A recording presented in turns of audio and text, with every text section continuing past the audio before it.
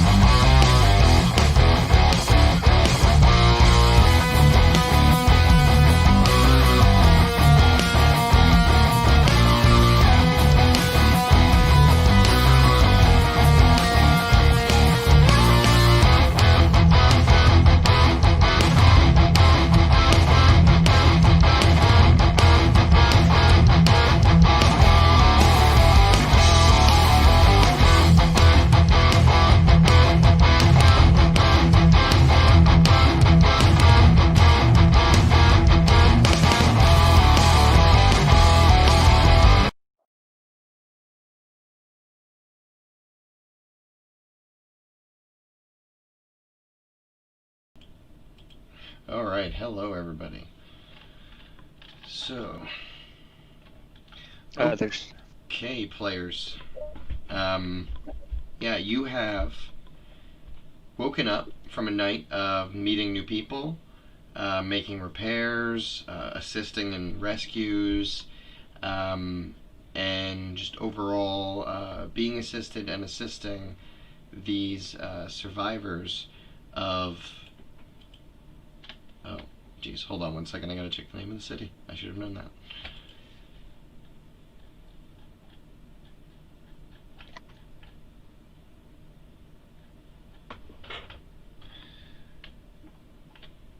Zanesville.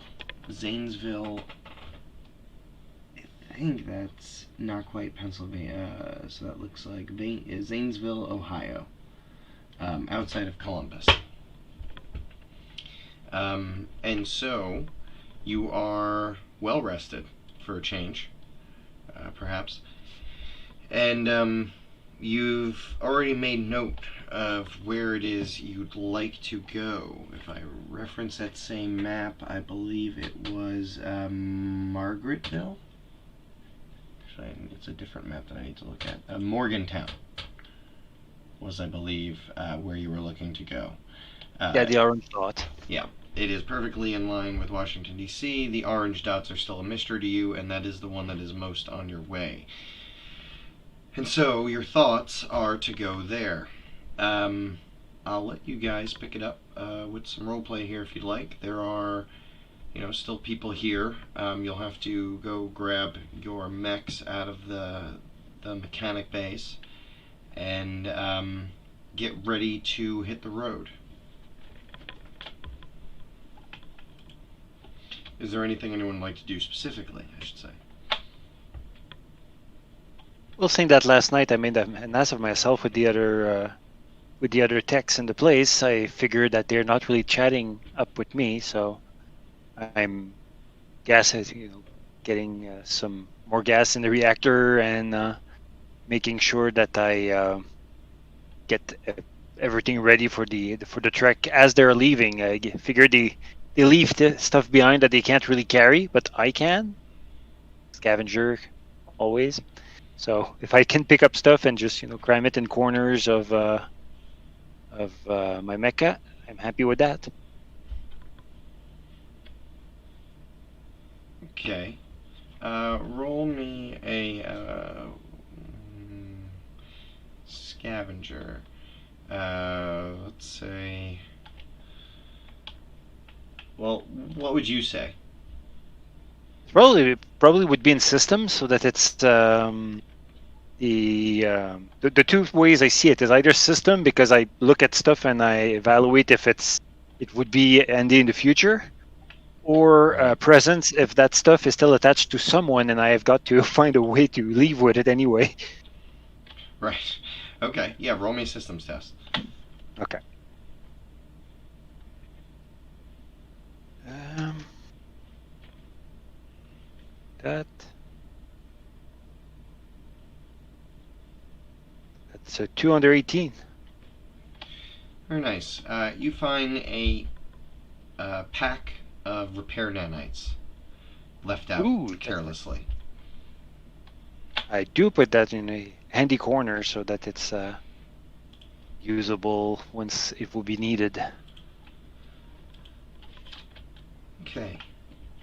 Anybody else? And just to kind of refresh your memory, and some of this we wouldn't have even gone into detail last time, but after a night of socializing, kind of put these things in your head. You met people like the ex, because now this place is a ghost town. The ex chief of police, Henry Cavalcar. He really hates these aliens, and he's gung ho. But you learn that they're a little low on munitions. You might have met Jeffrey Higgins, the acting head nurse. Say acting because the head nurse was clearly killed, although Jeffrey pretended it didn't happen. The other nurses have made it clear that it did happen. Jack Cronin, the doctor, and Rebecca Tatsu, the EMT. These were people that you met the night before. If you have any questions for anybody, those are the kind of specialists and the type of people beyond the mechanics and the leaders of this organization. I think Bronson and Nomad probably stay more with the like the mechanics, and his new module is the jump jets. But as he's like installing them with the mechanics, he calls them like the pig jumpers, and all the techs are like, "What the hell? What? Why is that?" And Bronson, his usual, like, "Well, back on the farm, we had those long row pigs I had to jump over, and stuff like this made that job a shit ton easier." And then I start priding myself on little shit, explaining that to them, either capturing their attention or boring the crap out of them. But I'm just screwing with the mechanics for the most part. Cool. Roll me a presence, and they start to call you Farm Boy as a nickname. But yeah, roll me a presence test. Modifier or none.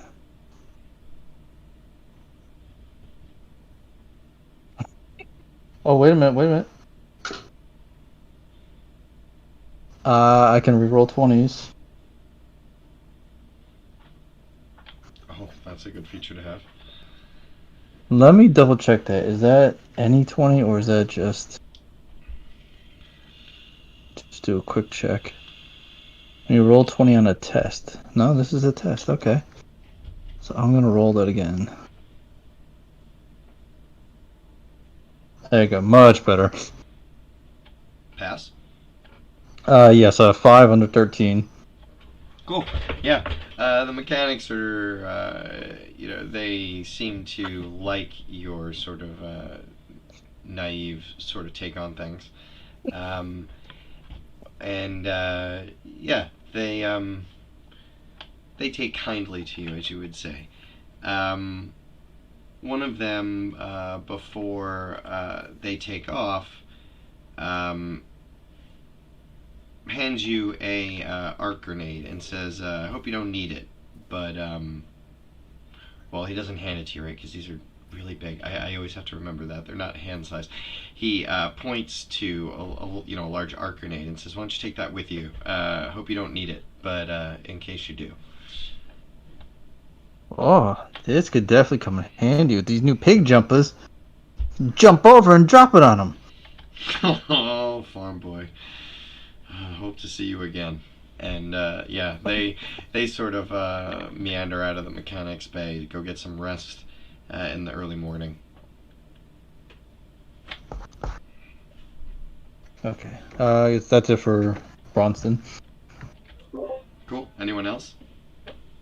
I wanted to ask a question because I forgot exactly the circumstances of this. I have written on my character sheet here, Raging Bull Tag, and I believe that was something about like the like personal symbol or logo of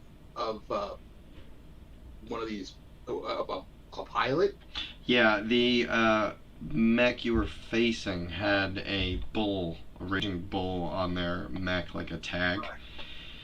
And you thought you remembered for sure, especially given your background, that it was a pilot in the way back when the early invasion occurred. One of the Solar Squadron had that tag, and no one's ever taken it again. You know, it's like a retired number, like 99 Right. in hockey, so it would be strange for someone to have it. So you had seen it. You probably wrote that down just to either keep it in mind or to just, to keep in mind to ask somebody. Though you also know that anybody else is likely to know very little about it more than Yeah. you because you're kind of an expert. Right. Okay. I just couldn't remember what that was. It was that something that happened? I forget. Was that something that happened last session? Like, Yeah, you did a systems test and were looking it up and down and noticed that distinguishing feature right before these forces came in and helped you guys out and sent the thing packing. well, I'm gonna before we leave, I'm gonna do my best to you know, give whatever support I can give to the local people in terms of like logistics help if I can use any I know there's no system stuff for this, but just because my background is supposed to be like a kind of a rich guy or something. Well, systems covers intelligence as well, so yeah, you could help them. So roll me a systems test, but for free. When you're doing that, you're going to find out what it is, what their problems are. So you would find out that, what the leadership is trying to do here right now is get as many people out as possible. As, big centers like this could still attract, nice you passed, could still attract attention back again. But there's a lot of give and take because, like, the nurses and doctors say that they have injured people that will be difficult to move, and firefighters want to get as many people out of there as possible, and a lot of the police want to stay in case they do come back because they'd like to shove some rockets, up their mechanical wazoos. So there's all these kind of competing factions and ideas as to what would be the best move, but overall logistics, since that's where you're helping, their questions for you is, you're like, how could we possibly get out of the city with all the collapsed buildings and the roads that are blocked and so on and so forth. So that's too complicated of a question for me, and it's your character's expertise. So with that success, I'll say you certainly are able to help them. They were probably looking at something like a 12-hour, even though this is only like 3 hours tops, with any vehicle, from where you are to outside the city. They were looking at like 12 hours to move like even a third of themselves, the ones that are healthy and able to walk, out of the city. You were able to cut that in half somehow. So tell us how it is that you do that, and yeah, that's how you're able to help them. Right. So I suspect that what I do is I think my mech has got it's so old, it's probably got all these like old protocols built in, and I hook into the city's old like defense grid from way back in the day, and I find them a bunch of like tunnels that have been unused for 50 years, and find them like a underground safe way out of the city. Nice. Using some old subways, and in a small city like this, actually, some of it might have even been old rum runner caves and stuff like that. So yeah, you're able to find that with your sensors, and you're able to cut that journey in half for them. So they're able to get a lot of the healthy people out and have some sort of a pathway within the next 6 hours to start moving the injured people. Um, I'm going to say that all of these morning things are happening in about 1 hour, because that logistics will take a little bit of time, but not too much. So you're able to help them out in that regard. And one of the firefighters who was very interested in this process, you're trying to start to get people out, hands you a, you've seen them before, it's the collapsible sensor jammer. Okay. And he says, we're saving this for in case we had to make a very long, difficult trip, but you've saved us a lot of time. Why don't you take this with you and see if you can't use it to slip past the alien scum? Well, when in a mech this big, I can use all the help I can get trying to stay out of sight. So that'll help me a lot. You stay safe too, man. And he kind of nods his fireman's helmet that he has, kind of like with like some fireman equipment on, but not most of it. He sort of runs off in the overalls and the boots and a t-shirt, and his helmet clanking around, and he helps lead a bunch of these people down to the tunnels and sort of do the original scouting. So you see him going down in there, and he waves back to you. And so, yeah, anybody else want to do anything here in the morning before leaving? She's a little slow to wake, as she got a little deep in her spirits from a bottle that she found and passed around to the mechanics, especially the ones working on Ghost Whisper. Yeah, And she looks over her optics and makes sure that everything's in order. And she kind of befriended one of these people, and she just tries to go and give them like a heartfelt shake, handshake, or before she gets ready to go. Cool. Roll me a presence test. Guest, of course. Yeah, 9 under 12. Excellent. Okay, so first of all, the mechanic, grasps you by the forearm and says, it was good to work on your mech. It's it wasn't yours for long, but it's already had some decent upgrades to it. And then she points and she goes, take a look at that though. And you see a tag on your shoulder, and it's like a bubblegum bubble that's like popping, and it says bang. Where the bubble gum is popping, the mechanic says, because we always see you chewing that stuff. We thought it was kind of up your alley. And then slips you a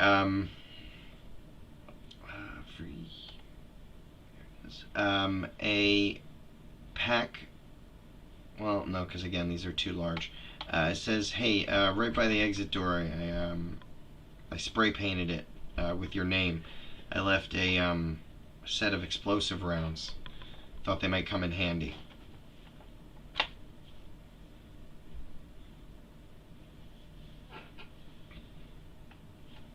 She gives what's left of the bottle, which isn't much, but she gives the rest of it to them.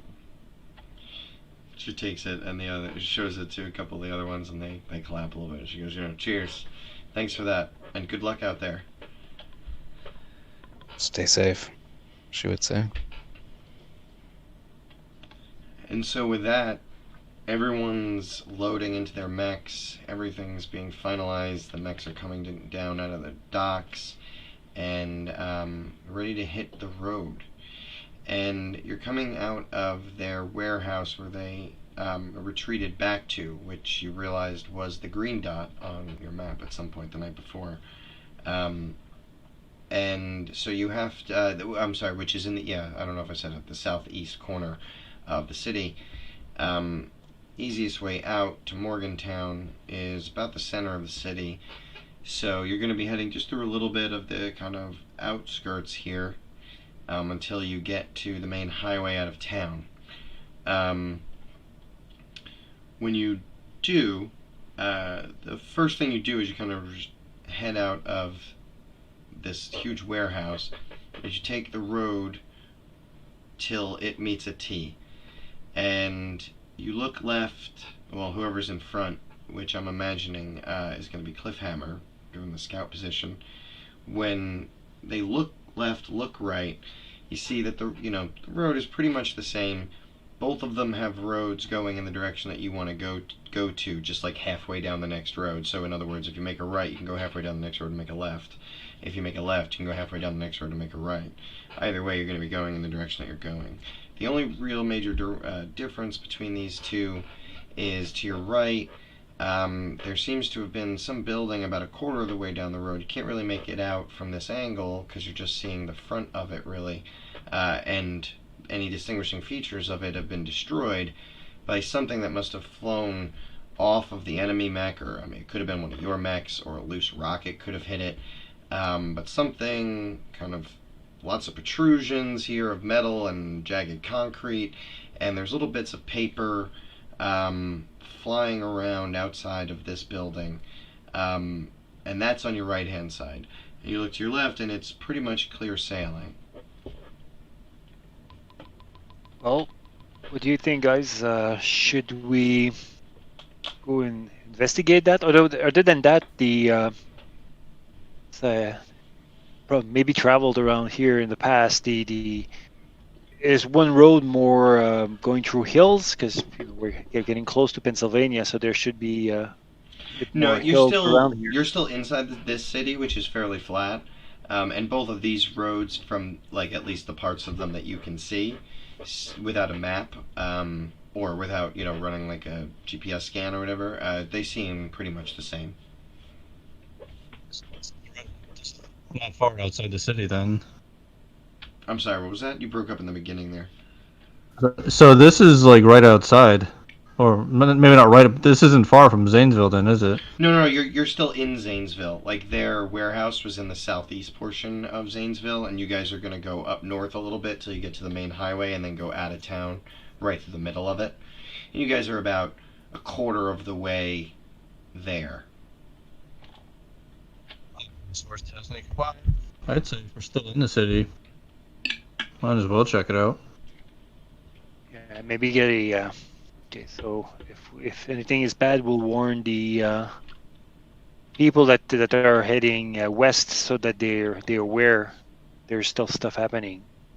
So what I'm going to do is, since you guys lumber slower, I'm going to cloak and go fast and see. So as you try to catch up.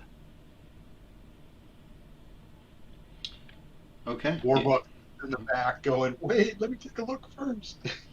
But I'm sure you don't hear. Yeah, you just say that over like the physical speakers. But Yeah. But he's like, over the engine, it's probably just like as this thing, like the tires spin out and he wheels away. Cliffhammer, you turn the corner, it's like 80 yards away, and as soon as you get like 60 yards from where you turned, you're able to see what this is. It's Federation money flying all over the place. It was a bank that was hit by a piece of loose shrapnel, something that flew off probably the enemy mech and landed on this building, crushing the ceiling, and there's just money flying everywhere.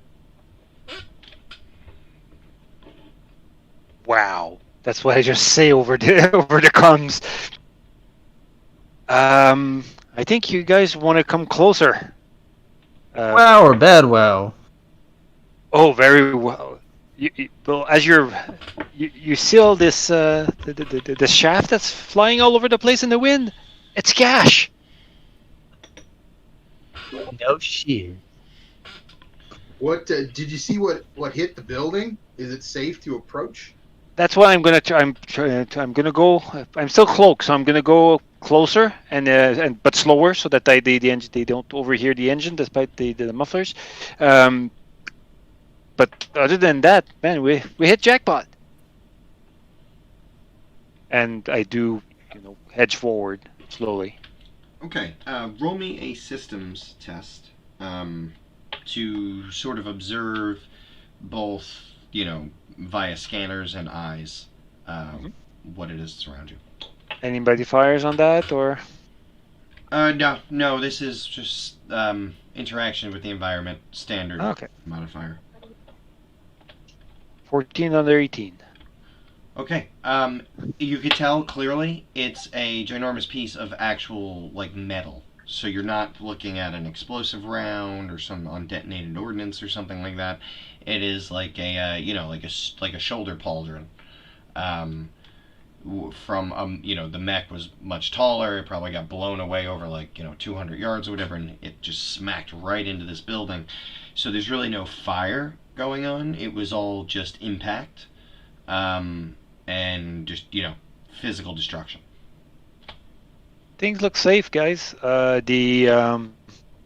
Just looks like our foe lost some weight as it was flying off. That's all I can see from here. So I guess once you're closer, Warbucks, if you can scan deeper, but that's what I have. I think by the time you're done looking around, at least the middle speed people, the ones who want to be there, can be there. Anyone who's really, wants to be slower than everyone else can be a step or two behind, but anybody who wants to be there can. I think Warbucks is probably rolling right up. I'm not even sure why I'm thinking this, but he just got a little triggered, so he's got the full sensor suite up. He's flipped it into combat zone mode, and so he's got alarms blaring, and not alarms, but everything's going in his cockpit. So I'm basically doing a full scan of what's in front of me, like I'm paranoid. Okay. All right. Roll me a systems test, but you're trying to use his information and go even deeper. So do a modifier of 2, and yeah, we'll do that. Okay. Ooh, I rolled quite well. 3. Sorry. Okay, yeah, that's. I have multiple screens up, and I pushed to switch to talk, and I was getting a bunch of feedback last time, so that's also a nuisance. 315 is very good. Okay. So you do your scans, and what do you find? What he found is completely accurate in terms of what happened here.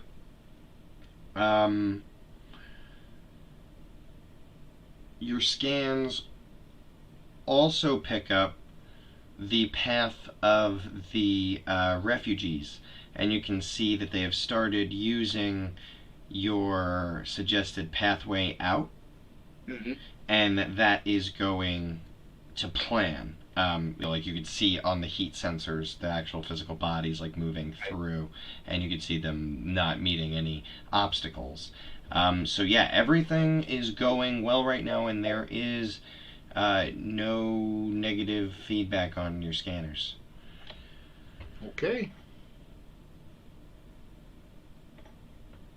I don't think that the money is probably I'll probably film it as we're going through, make sure I've got the sensors in record mode and everything. It's mostly amusing more than Denny's Warbucks is he doesn't care about that, right? It's chump change. Yeah. Is there kind of safe boxes, or is that flying out of safe boxes or something, or? You'd probably have to get out of the mech to look inside on a pilot level to be able to see what is going on, where all this cash, to actually grab any of the cash or to actually figure out where it's coming from. You probably have to be on the ground level to do that. Okay. Well, anybody willing to cover me? Sure. Always. Yeah, So- Warbucks. It'll be interesting to see if you can find anything in there. So I pop the hatch and jump out. I'm in vehicle mode, so it's not like I'm jumping, 15 feet down. Right, you're just popping out a door. Mm-hmm. And so I look inside. Yeah, I guess I brought a shotgun or something like that. nice. And you see the pauldron like came through the ceiling, like at an edge, and like came all the way down to the ground. And what happened was it hit one of the cash boxes. There appear to have been 6 cash boxes in the front, and one of them was hit by this pauldron and just basically, annihilated. And the one next to it ended up being crushed as well and popped open. And so that's the money that's flying all over the place in cash form. The other 4 standard cashier boxes in the front are intact, and the rest of the bank is, it's a bank as it normally would be, except with no guards, employees, or anything like that, because everybody is either dead or running. And so those cash boxes, is it something that's carryable, or They're easily openable. They're like registers. You know what I mean? Like you like. okay. This was probably in business hours when it got hit. You know what I mean? So everything was open, everything was being used, and these are fairly small populations these days. So it's not like crazy urban protection methods like electronic lockboxes or anything like that. I'm And obvious about filming the entire thing that's happening. Oh no. I'm not telling you what to do. You're on camera. You're on camera. Oh, there's a sign on the wall. Why are you reading the sign? I don't get it. The pauldron, is it from the mech we fought? Yeah, definitely. Okay, Matching so colors. that's what I thought. And do we see the tag on it? No, it was on like the shoulder blade where it was like on the back. This is like would be like right over the shoulder next to the neck. So it's like a different piece of the mech that didn't have the tag on it. Okay. Well, I'm gonna try and kind of open one of the boxes without it having blow up and ruin the cash that's inside. No, yeah, it's easy. You hit, you like pop the main button there on the side. You like kind of hit it with your fist there, and the drawer kind of pops open. Roll a d8. Go D8.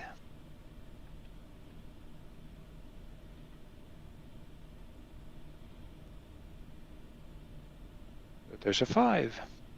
A 5. So you found 250 Federation dollars in there. Nice. And if you do that to the other 2, you could just roll d8s for each of those, and it's just $50 per pip. There's still there's still no motion in the place. No, not yet. There's bills floating all over the place. There's dust. There's smoke. You could still hear the chaos noise from the other side of the city. But the mecha is not growing out of the old pauldron. No, nothing. Like nothing of that nature. So, No. unless the guys look like they're, you see their mecha thumping their feet, like, yeah, what you doing? So unless they're doing that, I'm gonna open the other boxes. So. Well, you roll those, and other guys. What are you guys doing out there?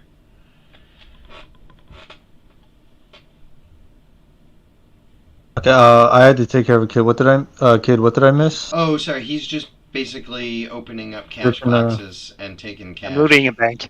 Okay. I'd say Bronson Nomad would probably do more like a perimeter guard, like watching the outside. Okay. It's been a good 5 minutes now. There's been 2 successful systems tests on this building in this particular area.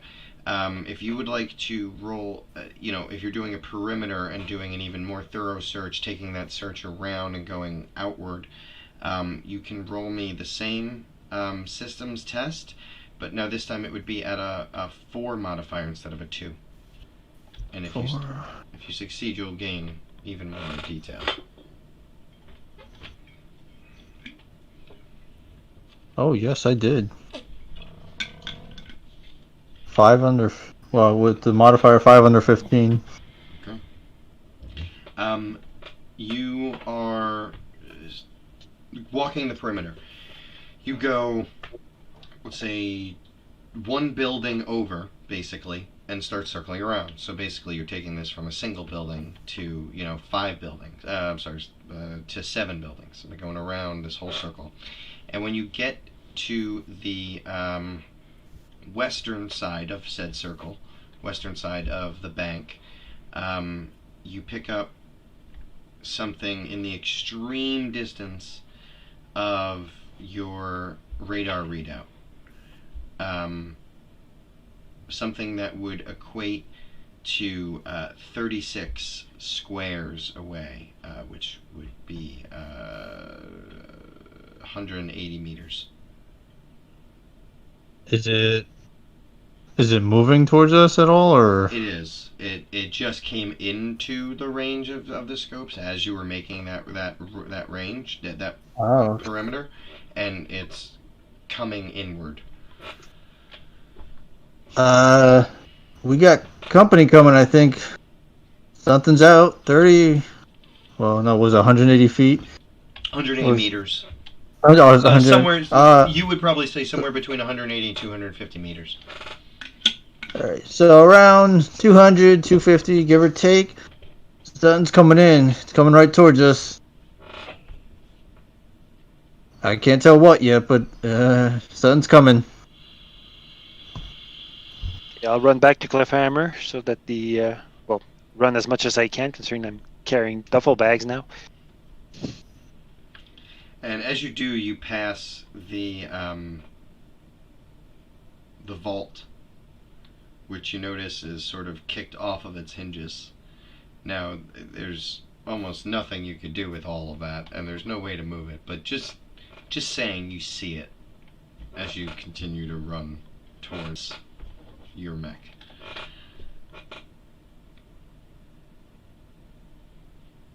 Well, we can come back at some point. So you can just sweat on that one.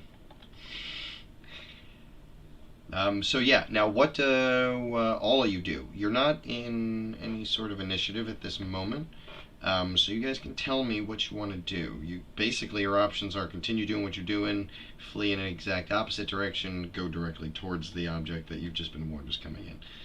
Kind of big options there.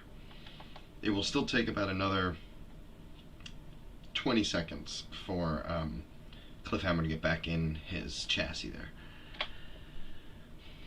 Ghost Whisper's rifle unfolds and swivels off of her shoulder, and she kneels and tries to see the direction where this might be coming from. Try to start getting psyched on it now. Okay, roll me a systems test with a 2 modifier with advantage.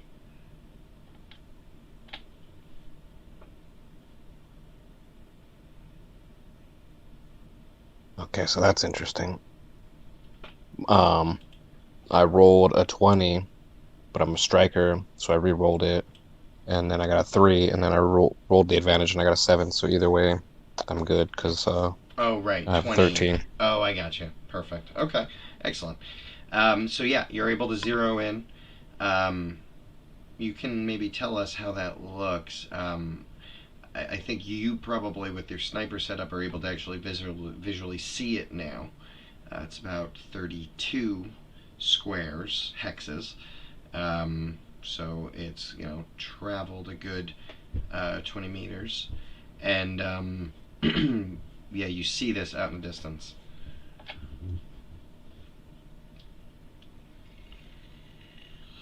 It looks like another craft similar to the one that you had encountered earlier. The alien kind? Correct. Oh, so it's Is flying. it in... Okay. I can see it. Since I can see it, can I shoot it? It is... No, it's really distant. Distant is 18, and you can shoot up to far. She just waits, and her trigger finger is itching.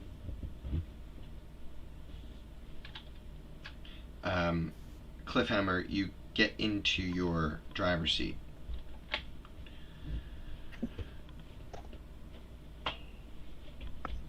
So I put the duffel bags in the what passes as a trunk, and I restart the engine. The craft. Oh, sorry.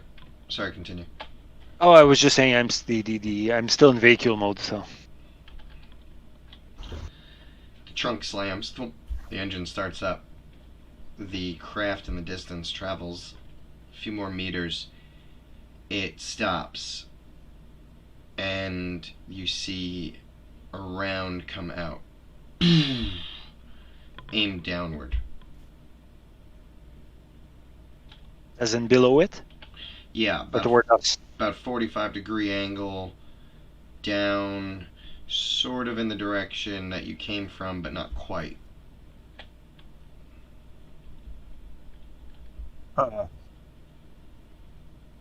So not at us then. I guess it's not shot. No, it's not shooting at you. Okay. Warbucks, is that where the refugees would be by now? Well, I don't know. You do what know. can I look- Because you found the tunnels, and it definitely is where the tunnel entrances are. All right, so this thing, one could assume this is attacking them or finding them, or it's certainly a danger to them. That would seem like a sensible conclusion for your character to come to. All right. Well, it's a good thing that I had the whole combat suite up and running already, because it looks like it's time to do some fighting. So I'd like to. Just to be clear, you guys don't have to engage. Just want to remind you of that, but you can certainly, but you don't have to. All right. Well, I'm gonna get on the radio and say, like, look, it looks like that thing's heading for the same tunnels that I just sent all those refugees down. I don't think it's safe for them if we let whatever this is go. I think we got to take this out. So that's where you're saying that's where all those people when they left. That's where they are. It's connected to the tunnels that I found for them to go down. So, I don't think they're there right now, but that thing is headed for where they were. It seems like it's gonna find where they've gone and it can easily just keep following them. Well, shit, he's putting a damper on a nice day. I'm gonna start advancing towards where that's going at Warbucks pace. Gotcha. I'm just popping your icons out.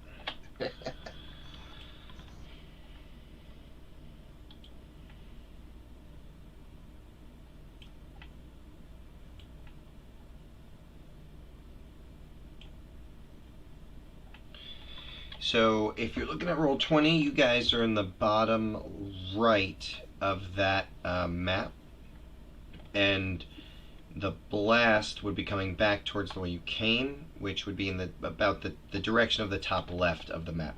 You'd certainly be able. You'd be within range. Let me just see real quick so I can give you an accurate description there.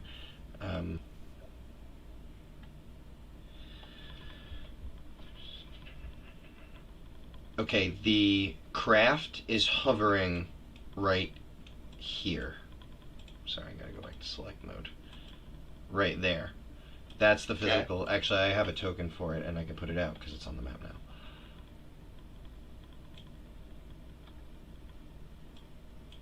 That's actually not the one I want to use because that doesn't have a border. I want. Why is that all that's coming up? Annoying.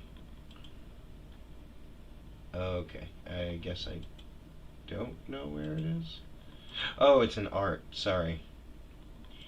I was looking in characters. There we go.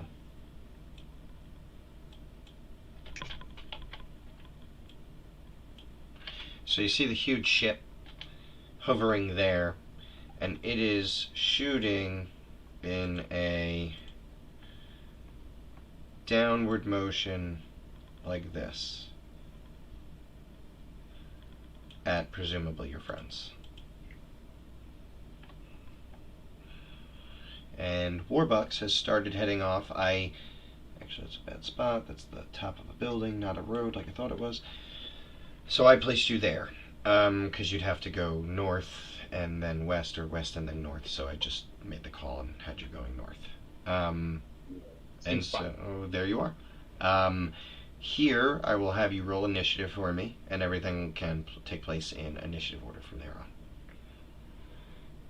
Buildings are climbable. They generally cost you 2 squares of movement if they're an average sized building. There is one tall building on this map, which I will mark, which will cost you 4 movement spaces just to go up the side of it. But it will give you a slightly higher vantage point, and I will mark that in one moment.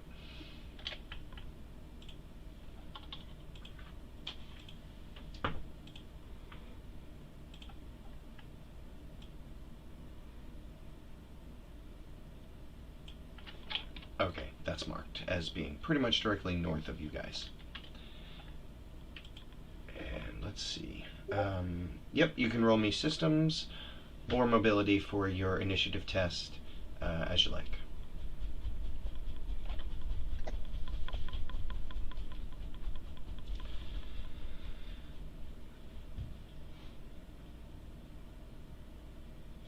Oh wow, Warbucks failed. Yeah, so did You Nomad. Ditto. System. Oh, Chad, are you not able to use the roller? Or do you just choose? I just wasn't sure. I didn't see it. Or did you roll dice? I just want to make sure I'm not missing it. Yeah, I've been using dice the whole That's fine. time, so. Absolutely fine. So we got 17. So we got, and so you failed. You said, right? Warbucks failed. Correct, she did. Yeah, she did too. And Nomad, I see you get to re-roll a 20, but you ended up rolling a 19, which is still a fail. So the only one who passed was Cliffhammer. So Cliffhammer, you can start us off. You guys know how it works. Cliffhammer goes first, the enemy goes second, and then the rest of you guys go in any order you like at the end there. There you are. What I'm gonna do is first gonna recloak because I don't want to necessarily be seen. Here's a reactor die. Oh, and make Yeah, sure you guys roll. are fully set here because you took the whole night, so you should have full HP, full armor, and full reactors. And that is an excellent reactor roll, by the way. And I'm gonna drive. So the road is where Warbucks is. So 1, 2. There's one road where Warbucks is going north, and then you're on a road which goes west and east. So my idea is to go in as a spotter. So I drive Okay, so you're taking both of your and actions. I'm cloaked. Is that both your actions? Oh no, is that just one move action? Yeah. Well, it's one movement because I have double movement in vehicle mode, Oh, and but I used my but You also used used my cloak as the other movement. Otherwise, I'd be up the map, right. but I'd be visible. Right, but you'd have to roll reactor. But well, you already would have done that anyway. Okay, so yeah, you reach an intersection. Nothing going on here. Let's see, at that angle, you actually would have lost. You'd have lost for just probably a few seconds here, view of the craft because there's that building on the corner that would be in your way at that angle. But you know that it's to your west and a little north. Hard to miss that thing.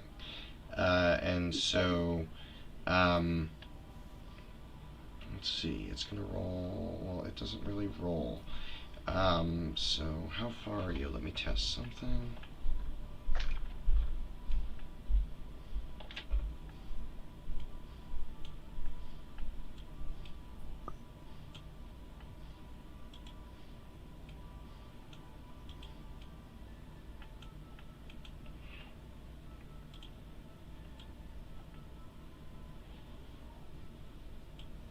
Obviously too far. What? Oh yeah, obviously. No, it is too far at this point. So you just hear a bzz, bzz, bzz, off in the distance.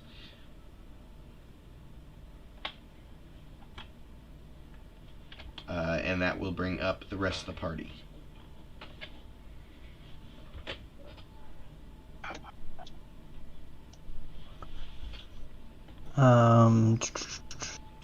So Bronson Nomad. I'm gonna try out my new jump jets here. I can pretty much move to a far location in one move action. Okay, so that means that you can And move now, far. I guess That this is more. is up to 12 squares. Now this is a GM question. Can I, with jump jets, can I kind of like go the way the crow flies, or do I have to, or does it not go that high? Wait, I'm sorry. Like, can I like go diagonal over that building, or would you say it doesn't go high enough for that? Oh, it depends on the height of the building. So which building are you trying to go over? The one pretty much right next to Cliffhammer on the left, that like rectangle one. Gotcha. So that's a 2-story building. Your jump jets would be at a 45-degree angle. That would be kind of tough. However, if you wanted to roll a mobility test as you're doing it, to try to like, put your hand out and like do like a parkour move over the building, I would let you test that. Yeah, Bronson definitely would. Here for robot parkour. Alright, first I gotta do reactor die. Okay, reactor die succeeded. Now let's do the mobility. Any modifiers to this? Yes, this is an unusual thing. So this is pretty difficult because you're coming from the road, which is pretty close to the building. So let's call it a modifier of 2. 2, okay. Yikes. Nope. So you go to boost, and you're gonna. You basically try to do this, but you misjudge the angle, and you basically hit the building like where your arms are like over the top of it, but your like chest and legs like have hit the side of it.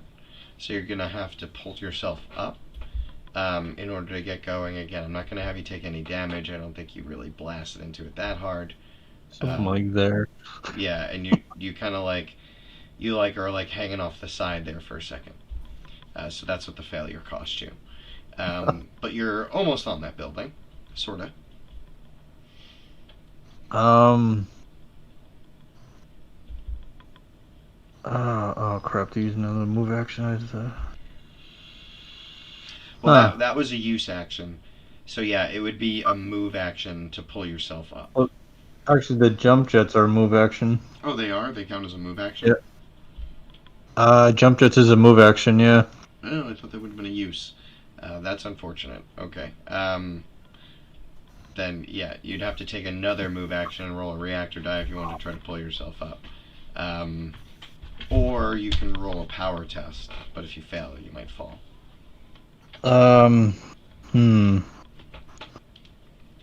Let's try the reactor test.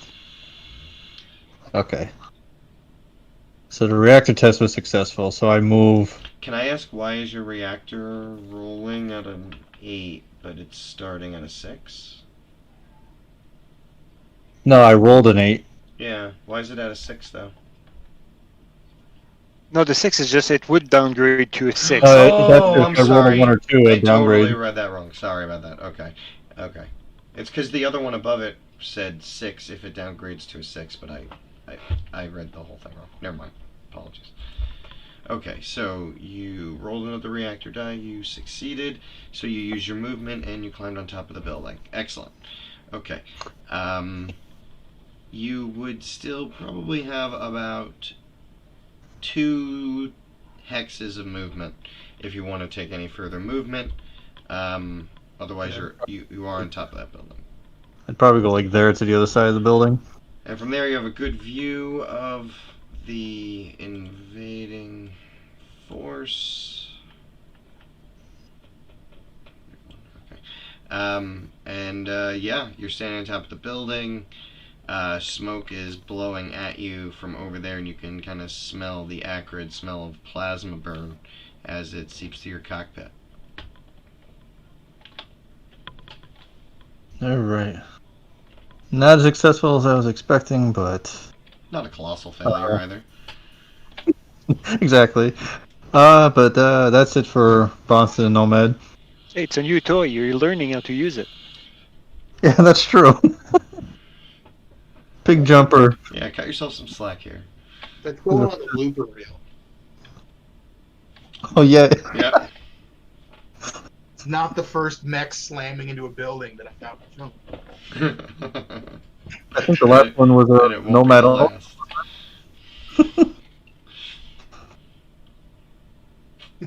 All right, who's going next? You know, I'll go next, and I'll just sort of get on the comms, and I'm this is just in game. You should have let me go first and give you advantage with my Quipster ability. So anyway, I'm gonna do that. Actually, I'm gonna do that anyway. I'm gonna get on the comms, and I'm gonna, just as usual, immediately start playing the loop of you smashing into the building.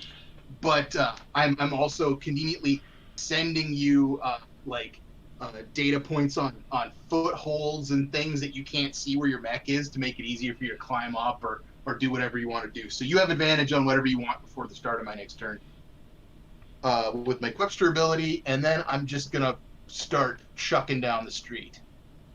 Nice. And that was to Nomad that you granted that, right? Yes. Okay. So I'm just moving north or towards the top of the map down the street.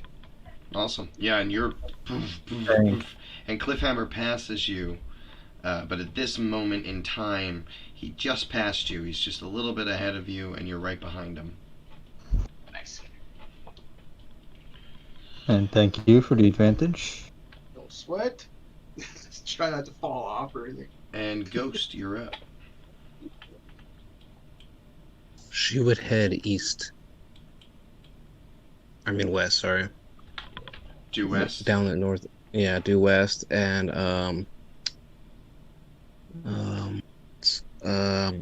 she would like try to how far could she get in her regular movement? Guys, what is it, 6?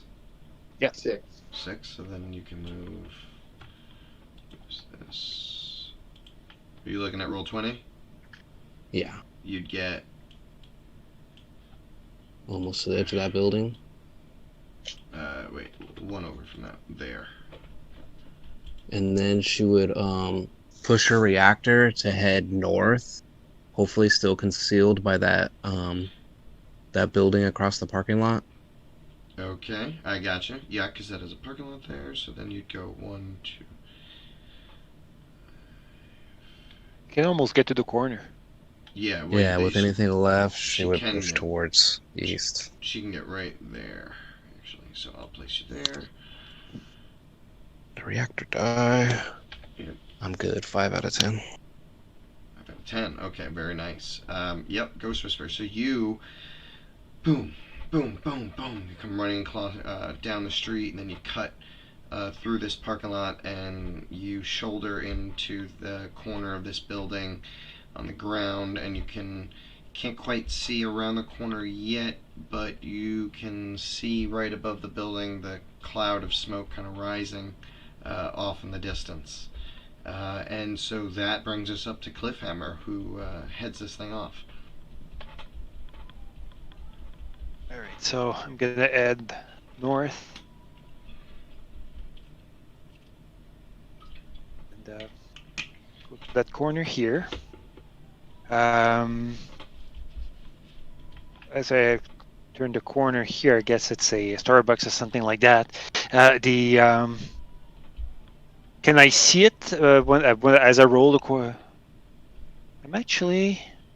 I was here. 1, 2, Oh, I'm 3, sorry. 4. Ghost, can you please roll me a systems test, no modifier, real quick. Sorry, I didn't mean to cut you off, Cliffhammer, if I didn't realize he was No issue. at a certain point. 13 out of 13. Okay, thank you. Cliffhammer, go right ahead. Continue. Sorry about that. Yeah, I'm middle of the street there, but so with my first action, what is it still doing now that I have visual, because I didn't have it because of the buildings, just to see what I'm going to do next. Yeah. So what is it doing? You can actually see. Hold on a second. Let me add a few things. Where are they? There they are. Right there. Okay, perfect. You see a few of these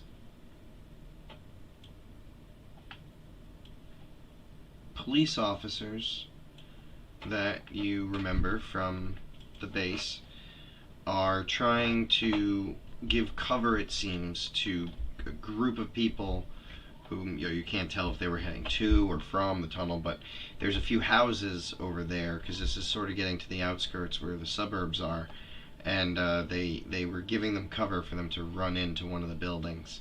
That's what you see when you turn the corner, and you can still see the ship above. Now it's to their, it's straight south of them, east and a little south of you. You can't see actually the craft. Actually, I don't think, because the building is sort of still blocking you back into the left. But yeah, you could kind of catch the tips of it. Like you could see like the light from the plasma, but you just can't see the actual craft itself. But you could see that.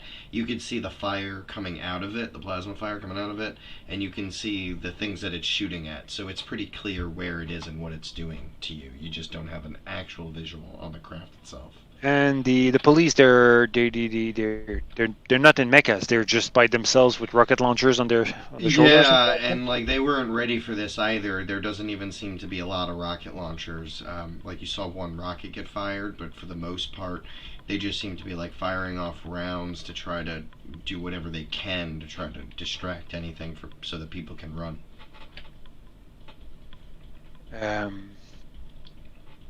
I'm going through, as my second action, I'm going to go through different channels and try and find their line, as in like, take cover, man, we're coming. Nice. Give me a systems test.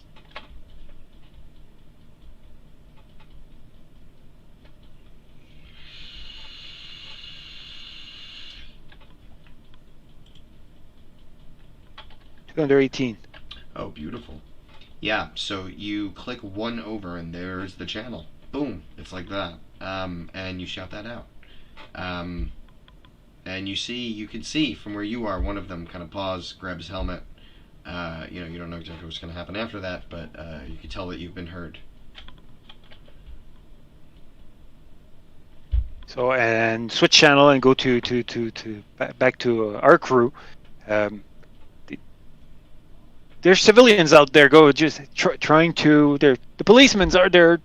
Because I'm distressed. So they're not even taking cover. I told them to, but we got to do something fast, guys. All right, I'm gonna try to get up to him as quick as I can. Give him some shelter, but it's gonna take me a little while to get up there. I'm working on it. And it's the enemy's turn and the NPCs now. And the NPCs hear your command and roll me a presence test, Cliffhammer. On it. Sorry. Saying goodnight to the daughter. No worries. There's your presence. Oh, very nice. Full crits! Okay, so no matter what, they were going to lose one.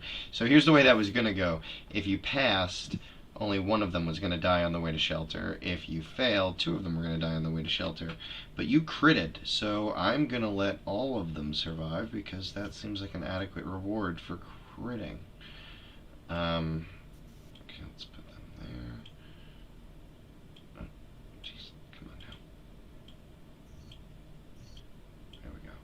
they make it into that house, right there in the top left, in response to your command, Cliffhammer.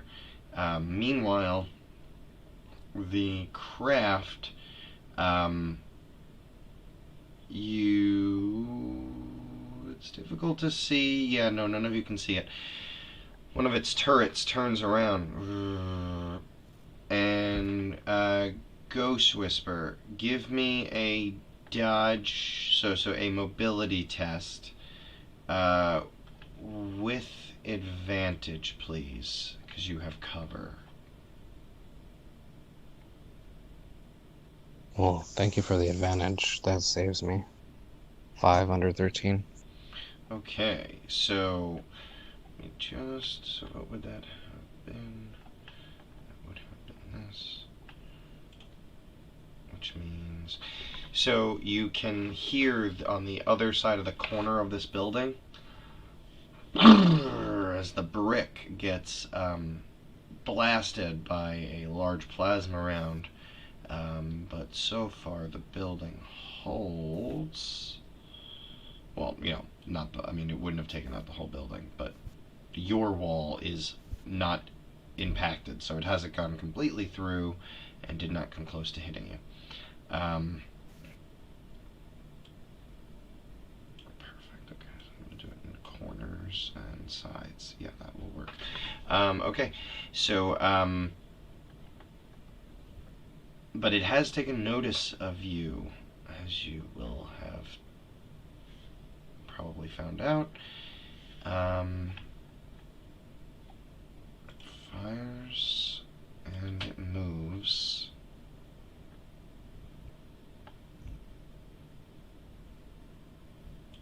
Oh wait, it actually has to add that to the damage as well. Okay. Forgot about that. Alright, so it moves over there. It's coming closer to the one of you it picked up on its scanners. Did it come closer? Yes, it came 2 hexes closer to the one it picked up. Nomad, roll me a systems test, please. Alright. Any modifiers? No, not at this point. Okay.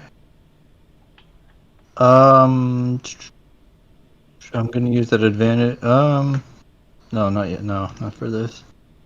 Okay. Oh, okay.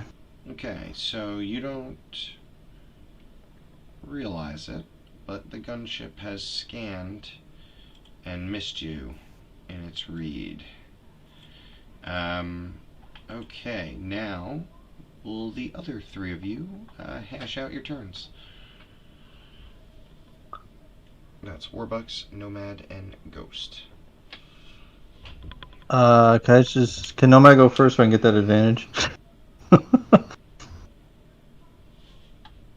Oh yeah, well, anything like that, I imagine objection. you don't have to ask. Just jump right in there before Warbucks. He doesn't want to see his shit get wasted, so go ahead. I'm gonna use the jump jets to jump kind of like down and towards it. Okay, keep in mind it is up, probably still. It hovers low, and that is fine. You can still jump towards it. I'm just saying, keep in mind you said down, and you're Okay. 2 stories up. It's probably 6 stories up.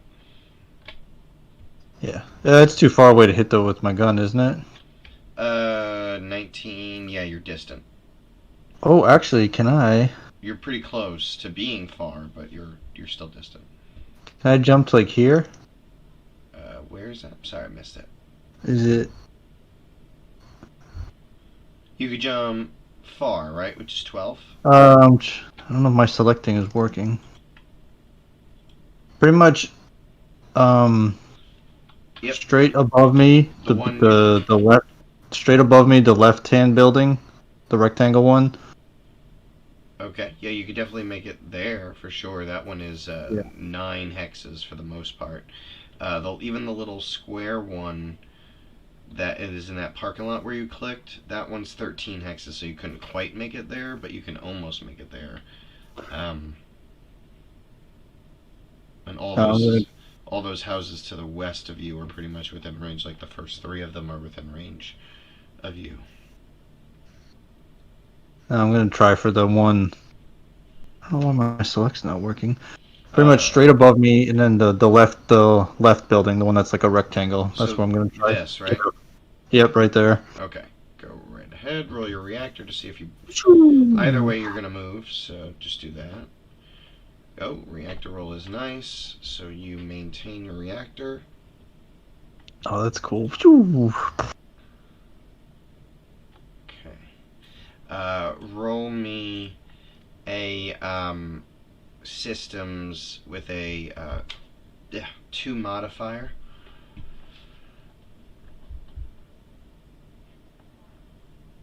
Okay, cool. Where's yep, made it. Okay. That one doesn't matter because of the other. Okay, cool.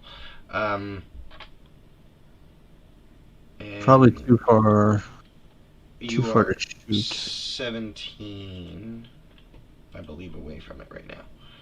So 17 is still distant. No, 17 is far. So you are. So I have a chance of hitting it. Yeah. So yeah. No, just as with the ranged, it's the same as anything else, I think. Yeah. Range is for near or far, so you're good with ranged attacks from this distance.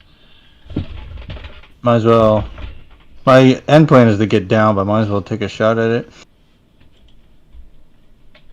Okay. Standard.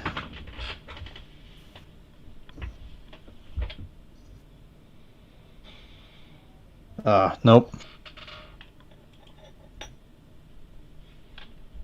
Yeah, no luck. Nope, So you definitely. fire at it, but it's just too far away, so even if it hit, it just was like a pebble, I guess, like hitting a stone wall, you know what I mean? Just kind of deflects away from a thing that large.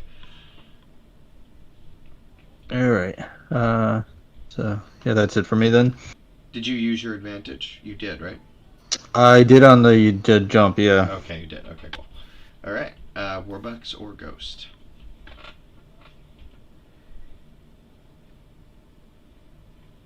Go ahead. Warbucks, you there?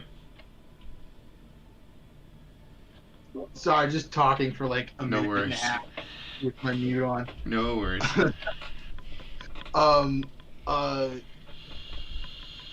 Ghost, do you have a shot from up there? Do I, Rory? Probably not from the ground because of the house. This thing is 6 stories up, and that thing. You're within range, I think. Let me double check. 18, right? So it's right at the edge of your range, I believe.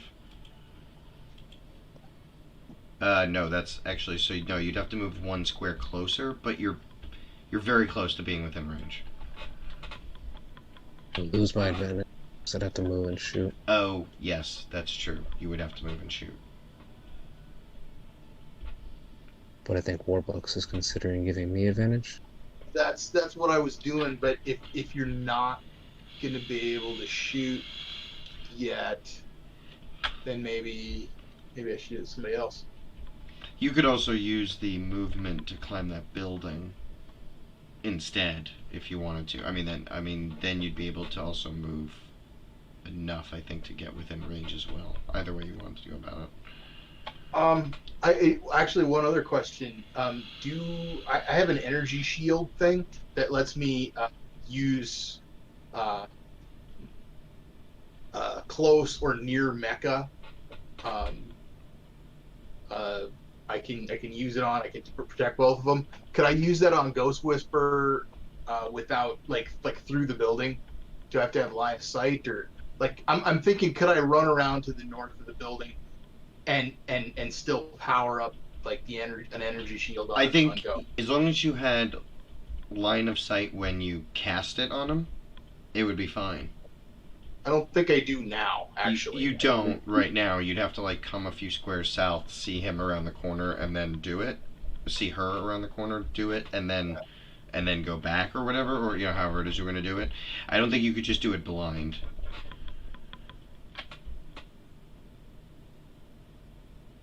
Okay, well, I'm gonna do that. I'm actually gonna come rolling around the corner here. That's a parking lot, right? Yeah, once you get around the edge of that building, it's a parking lot. And there's a little other building in the corner, but there's like an alley between the two, and then it opens up into a parking lot. Yeah, so I come round and around the corner through the alley. Um, it's hard to know how a mech can look like a sweaty fat man, but I do. And I project the energy shield on Ghost Whisper, so she can, even if she's got to be in a exposed position, she should be all right. So I gotta. Nice. Does that move with her, or is that the stationary one? Sorry, I rolled it twice. Okay, no worries. I will use the first one. Shield, and that was the wrong thing. I'm sorry. I'll roll the correct thing now. On Ghost Whisper. There we go. Okay, but you're gonna have to check your reactor roller because you're all. Yep. Okay, so that does reduce my reactor by 1. Oh, it does. Okay, right, because neither of the other ones did. Okay, so this one does. Two, right? I'm sorry. Yeah, but it still works. Right, exactly. So Yeah. it reduces. Okay, so it goes with her, and it reduces the attack damage by 1d4 until your next turn if they take another hit. Okay, perfect. Got it. Excellent. So that's your movement and your use action. Very nice. Indeed it is. Ghost Whisper, you have received this cloak here, this energy cloak, the energy shield, and it is your turn. It only seems fitting that I return the favor with a reactor charge. Ha ha ha! Ah, very nice. Nice. And I got a 4 out of 10. So you go back up and I stay safe. That's awesome. Nice. And I guess I'll have to in the building.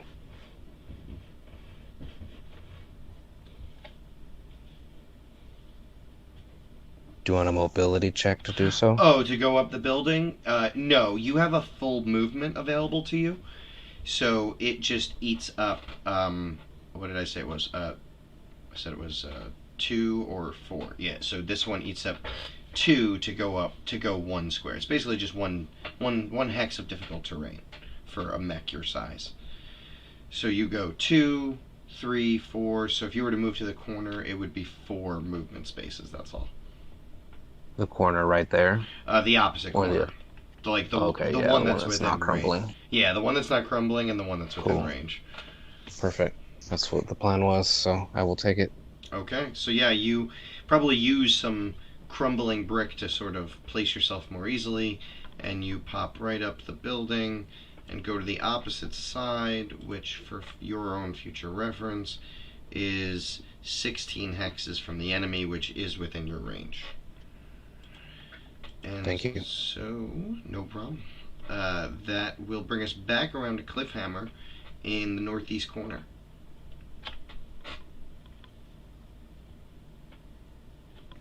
You might be muted. What I'm gonna do? Oh, cool. Perfect.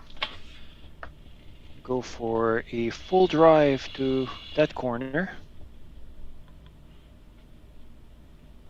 I'm seeing you like you're like brrr, brrr, you're like taking these corners like drifting and like your huge tires like brrr, and then you take off again in a little cloud of like burnt rubber and smoke, and then you go as fast as you can, but you're like just going like way too fast for such short distances almost, but you have super control. As I took your drift into the corner of that house. Nice, yeah. Do me a favor. So actually, I'll roll it. That's perfect. I want to do a little. So you do. I mean, it's successful. Everything's fine. Doesn't hurt you at all. But you do a little 4 damage to that building as you Billy Joel it in your car. Very nice. And I do have line of sight though. Yes, now you certainly would. There's pretty much that empty field there around the corner. Like there's a building straight across the street from you, but if you're looking to the right a bit, you see there's just like kind of an empty field behind that building and some shrubs, and right above that field is where the craft is hovering. Okay, I'm gonna convert back to mecha mode. Okay. Oh, that's awesome. The animation you added is cool. Go. So I'm back to mecha, and those are my 2 actions. Awesome. And you're probably like crouched there next to the Crouch and house. crouch and cloaked. So Nice. Yeah, you should be effectively, unless they really look for you, not visible. Okay, so it is the craft's turn. The craft turns a bit more directly towards Ghost Whispers, the main person that he's headed. Well, actually, no, he's been fired at by Nomad. So the craft actually turns and sort of starts to face like directly down that road. Not really. Yes, give me a mobility test. Oh, actually, that's perfect. It's for 2, near or far. Nomad and Ghost. Give me mobility tests. Standard. No modifier.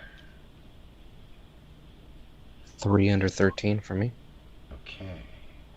Plasma round goes flying past you. Yeah, I rolled a 2 under 16. And past you as well.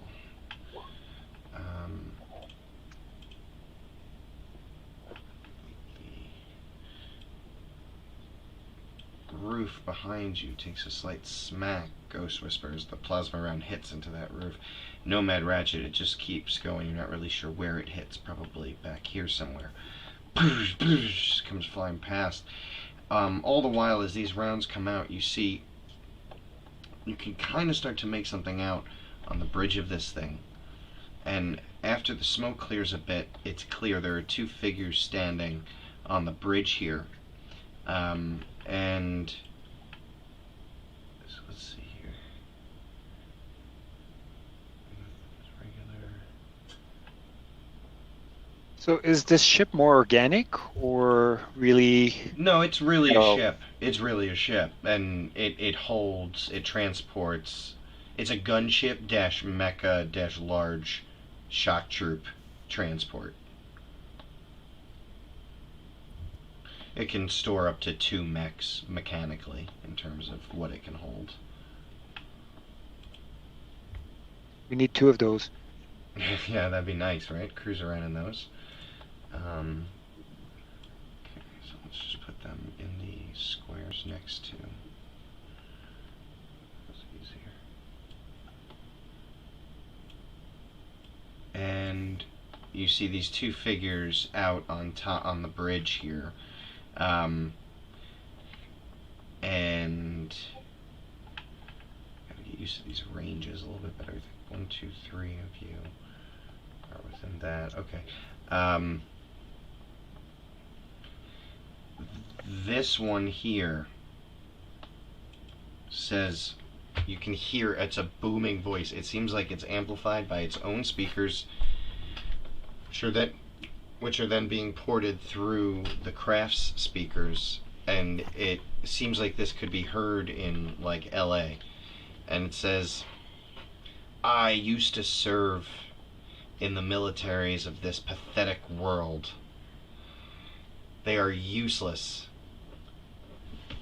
worthless institutions. We are not your enemy. I am truly your savior. Or I should say, I come on behalf of your saviors. Don't fight us in your pathetic equipment. Join us or be destroyed. And then he turns and says, kill any of them who do not kneel. To the creature next to him. Now I just need, let's see, near. Alright, let me just check. Okay. I might have, actually, okay. So he does say that, but he jumps when he says that because I misread my instructions. 1, 2, 3.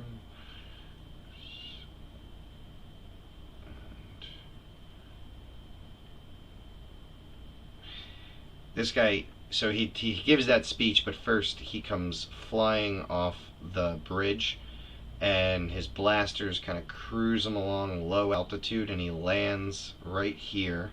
He gives that speech, and I need Nomad and Ghost. Sorry, but both of you guys were the closest in range to everything. I need you guys to give me a presence test. He is a high level, so I will need you to do so with a 3 modifier. Ooh, 11 under 12 then. Ooh, wow. Nomad, you fail. Nomad, you lose your next turn due to his compelling speech. The other creature is going to also have to take a bunch of movement. So he's going to jump 1, 2, 3, 4, 5, 6.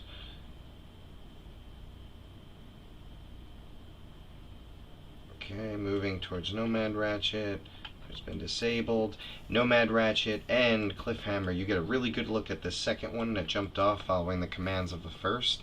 It's like a mech-sized alien wearing mech-sized armor, like mech armor almost, but there really is an alien that sized underneath, and it has 4 tentacles, 2 on either side, and that is accompanying its arms. So it has 6 limbs altogether in terms of arm limbs, and then its own, and then 2 legs. Sorry, it's getting confusing. 8 limbs altogether, 2 of them being legs, 2 of them being octopus-like tentacles, and 2 of them being 4 of them being octopus-like tentacles, and 2 of them being arms. And it is pretty scary looking. It has like a huge head, and like I said, it's got mech plating all over it like armor. Not good. And that was its movement. Now, we are going to take a 15-minute break here, guys, because I am out of iced tea. Desperately need some, and because of all the iced tea I've been drinking, I also need to use the bathroom. It's a vicious cycle. It is. It always is. So, it's 10:35 at this moment. We'll take 15 minutes and come back at 10:50. We will have an hour and 10 minutes to wrap up a huge combat. So, Sounds fun. See you we then. will see you guys in a few minutes. All right.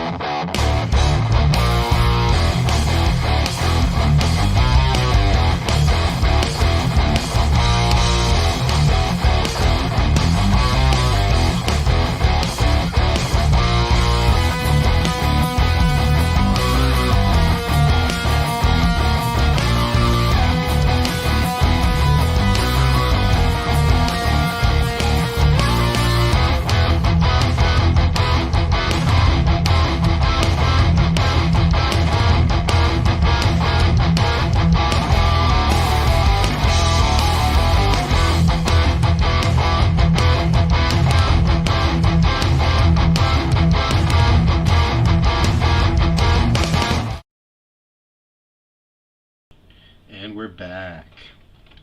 Okay, everyone. So, if my math is good, or my recollection is good, it should be Nomad's, Warbucks, and Ghost's turn. However, Nomad lost his turn from failing the last test, so it's just Warbucks and then Ghost.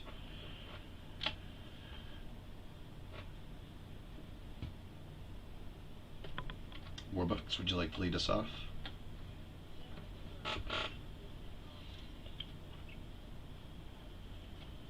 Oh.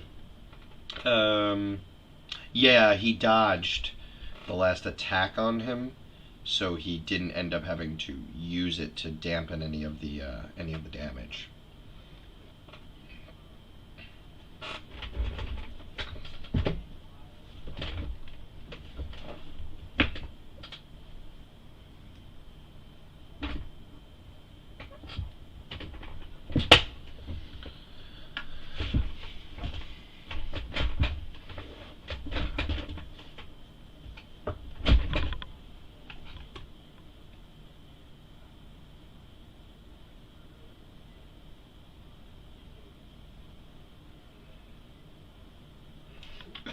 R2D2 style.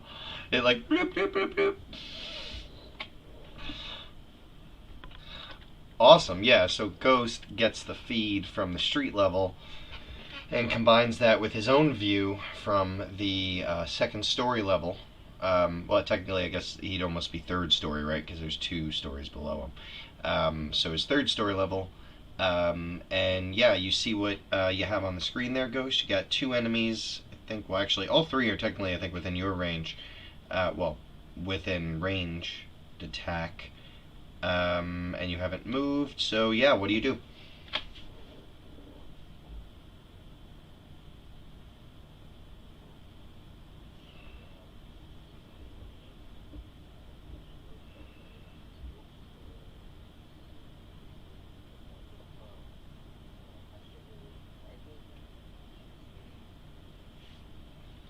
Nice.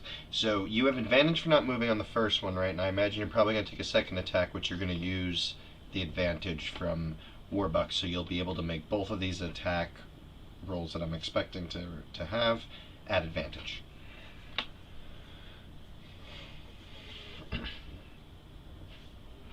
Very nice.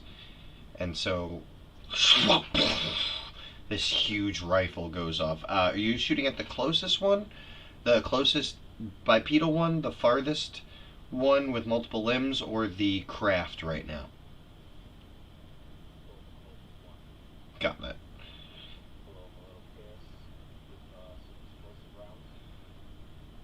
Oh, that's right. You're using your explosive rounds.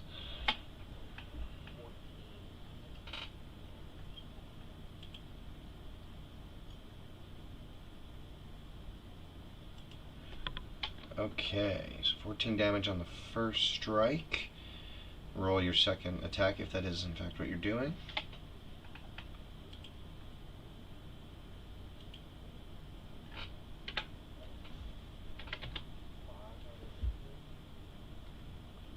Very nice.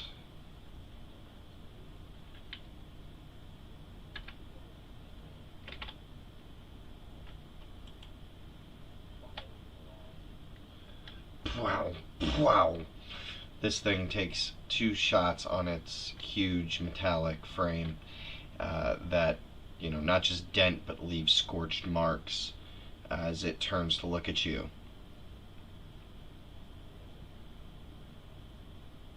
Oh, close on that one. Let me just do a quick calculation here. Okay.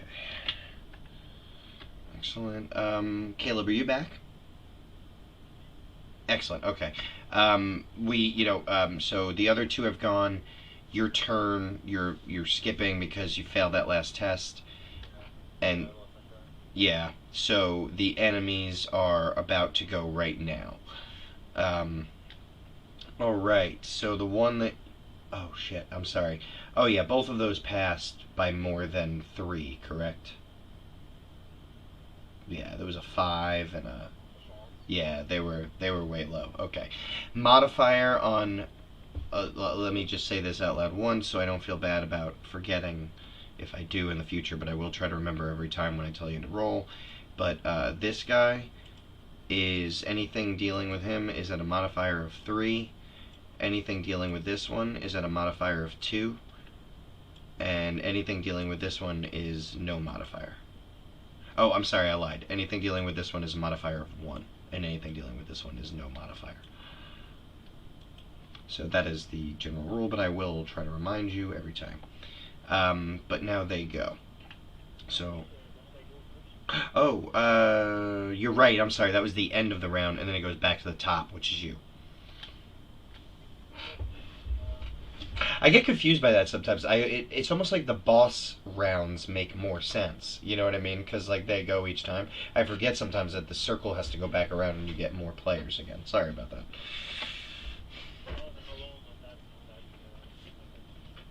Yeah.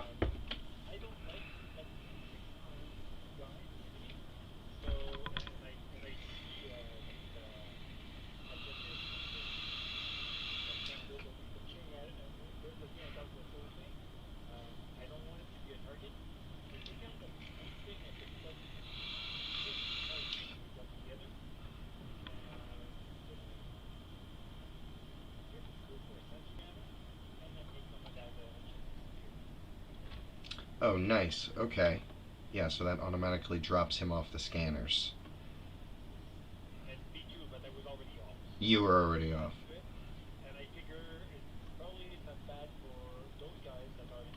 Mm-hmm. Oh, okay, so it covers all of them?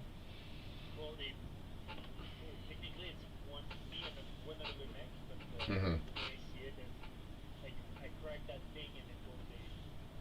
Yeah. Yeah, yeah, yeah.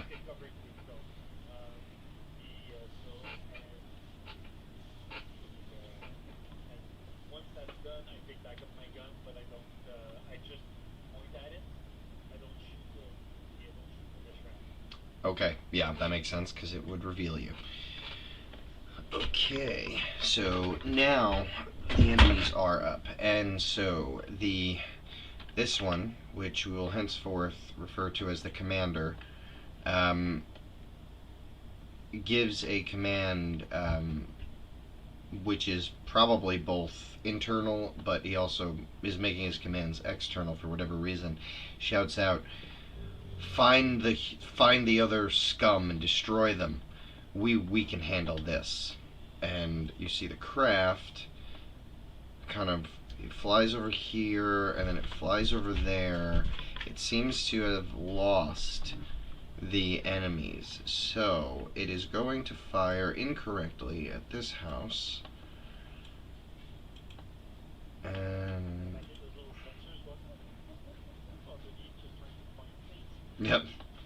Yeah, it's sending sensors out. It's getting very little back. Okay, so it's a pretty weak attack, so I'm going to do that one in green. Oh, okay. I'm drawing a shape, that's fine. Okay, so it hits that once and does 2 damage to it.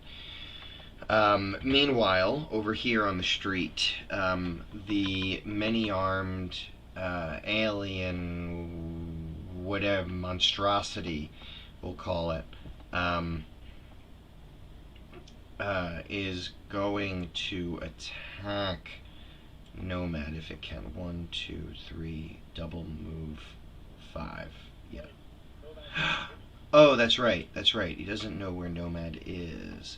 What is the rule? Can it try to find him again? Or no, because he's being jammed actively, so he can't find him. Okay, right. Becomes hidden. I'm just trying to figure out. Okay, so like he could visually still see you, of course. Well, actually, sensor jammer is saying hidden, almost like active camo. So it's sort of like an active camo sensor jammer by those readings. So okay, so then then he won't. So he loses you guys completely, and he will move to support his commander. So he goes 1, 2, 3, 4, 5, 6. He steps out in front, and you can hear Ghost Whisperer. You hear, and Warbucks, I think, clearly. You hear this raspy voice kind of saying, this slithery, raspy voice. The other has disappeared from my scanner. I'll assist you in destroying this one. And I need a mobility test. So that's at a 1 modifier from Ghost Whisperer.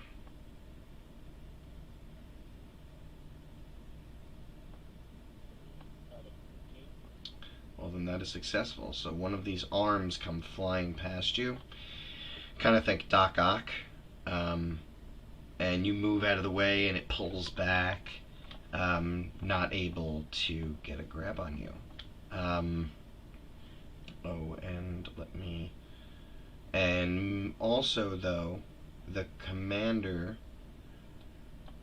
is going to, because there's nobody really else visible, so he's going to raise the rifle that he's holding, and I will need a mobility test with a modifier 3.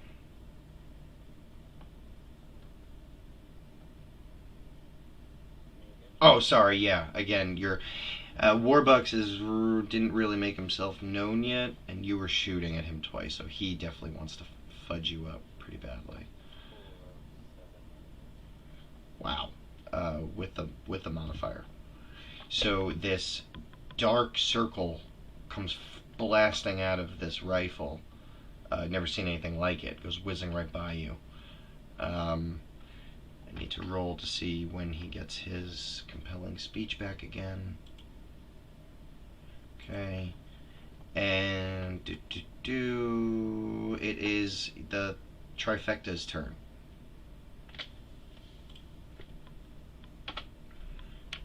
Maybe, if you don't mind, maybe we can get Nomad to go first, seeing as he was stuttering and stammering and frozen the last turn.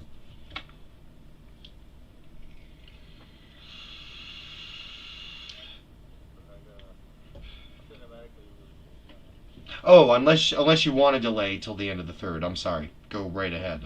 I didn't mean to put you on the spot. No, it doesn't really matter. I kind of want to do it now while they're together. Perfect. So I'm going to run to the edge of the building, take the move, and then as an attack action, I want to drop that arc grenade right in between them. Oh, wow, sweet. Okay. Power. Do it.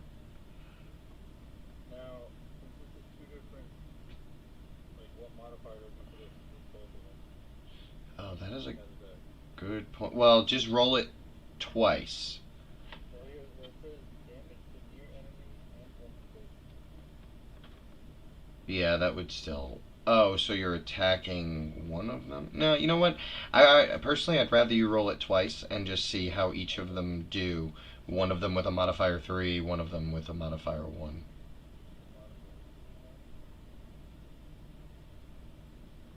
Okay.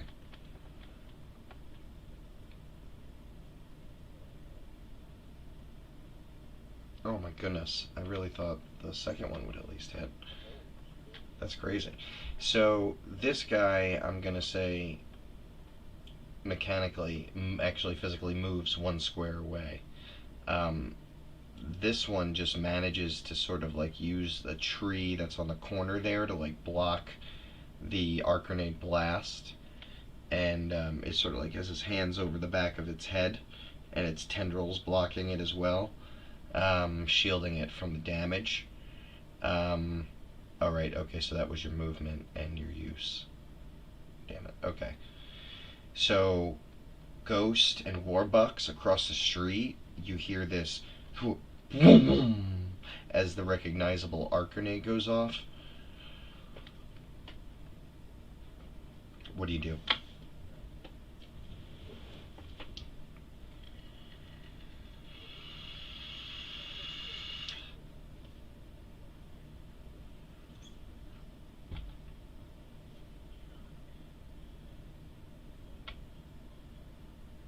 Nice.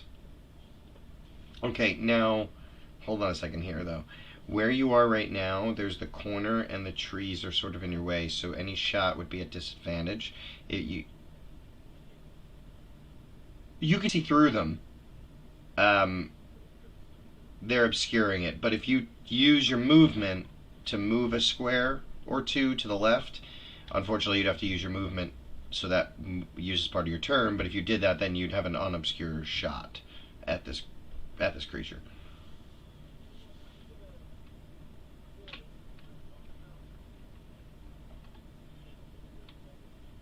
Oh, excellent. Yep.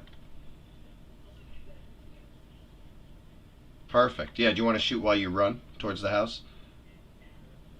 Awesome.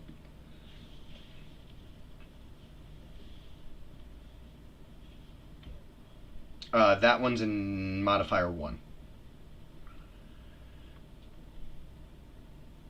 Oh my god.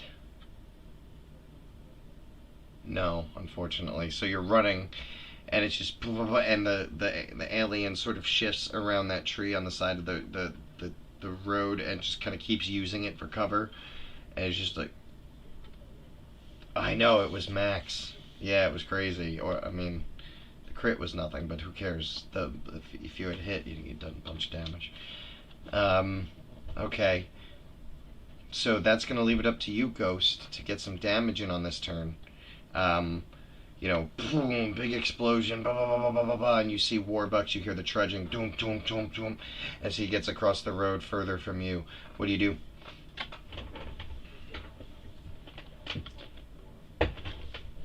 Sure. So the one you shot before is the one that's farther away now.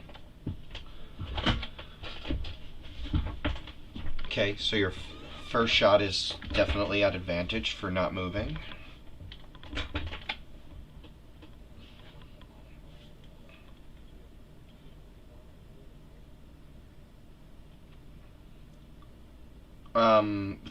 Three for him. Yep.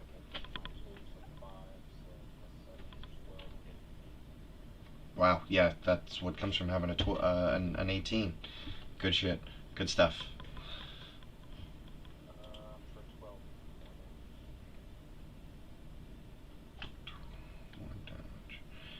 Okay, very nice. 3 very clear indentations from where you've hit. It was a heavy-duty suit to begin with, clearly. It's not to the point of being...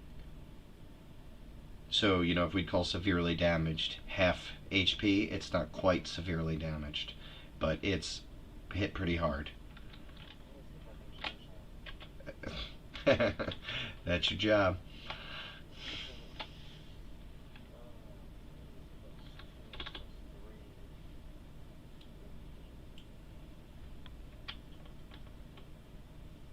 Okay, and that one... So, your rules again, that was not at disadvantage? Even though you're shooting again? Or it was at disadvantage? Oh, you do the... I'm sorry, that's what it was. That's what it is. Regular roll, reactor check. Got it. Okay. So give me the damage, and then just check your reactor. Okay, very nice.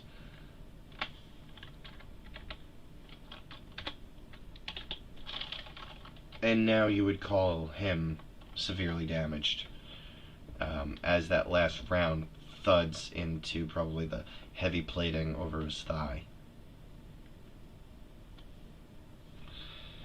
Okay. And that brings up Cliffhammer.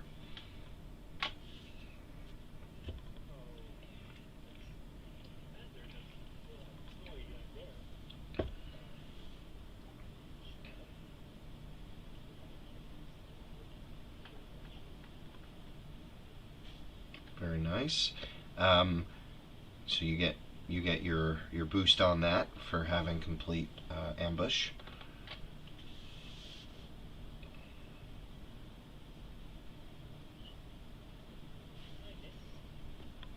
Oh no.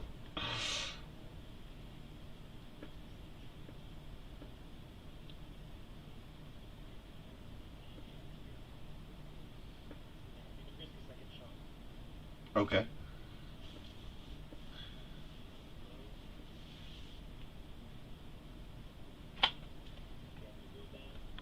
Oof. Hopefully you hit.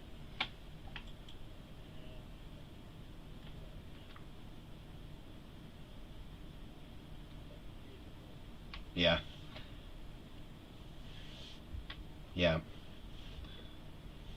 And so, yeah, it's like, he's got this, like, sort of, like, shelled kind of frame on the back, and he, like, as long as he sort of stays leaned at a certain angle, it's really hard to get a solid shot on him, and your rounds sort of, like, deflect off and sort of shoot, like, like fireworks off to the left and to the right. Oof. And yeah, that was both of your actions, right? So that does that. So he turns around, and you hear him call back briefly. Well, he's calling over his loudspeaker. Let me just see something here.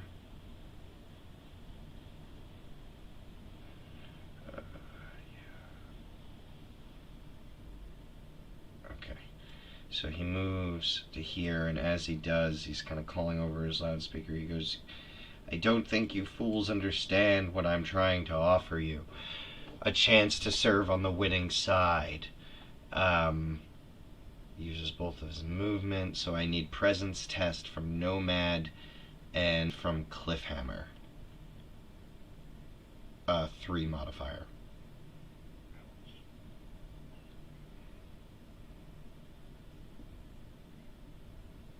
Nomad gets a 2 on this one. He's not skipping another turn. No, sir. But Cliffhammer, you are having a hard time. You're probably not even noticing how damaged he is. You're just hearing the confidence and power in his speech, and you're sort of wondering if maybe you are on, in fact, the wrong side, as you sort of clam up there. Yeah, probably should have cloaked. Probably should have cloaked. Okay. So I need, what is it? Close or near? Okay, I need Warbucks, Nomad, and Ghost to all roll me a system test.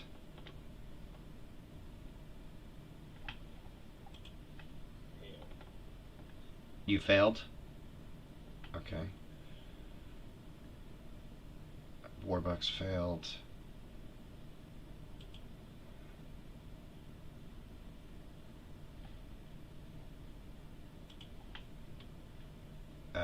And oh no, that's right. Oh, that's right. Nomad made it. Okay. Now, sorry to make you roll again, but Warbucks and Ghost Whisper make reactor rolls.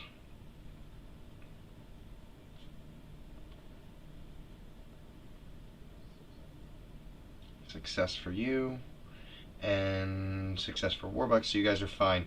So the multi-armed creature kind of like shoots off in its arms these white balls of energy, and then retracts its arm and leaves the ball, and the ball kind of and it sort of like is a wave of electronic heat that attempts to overheat your reactor core. Ratchet, you were too far up for it to affect you, the way you wanted it to.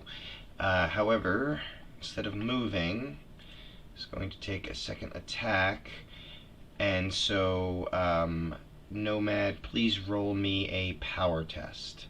1 modifier, please.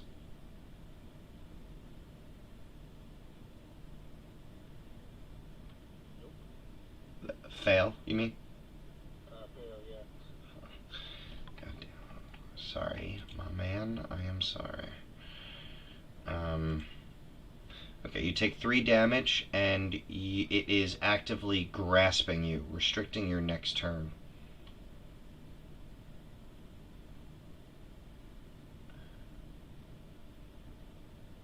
And that brings us around to the trifecta. Nomad, you can make a second power attempt here to try to get half of your turn back. Basically use an action to try to do a power test. If you succeed, you'll still get one action left.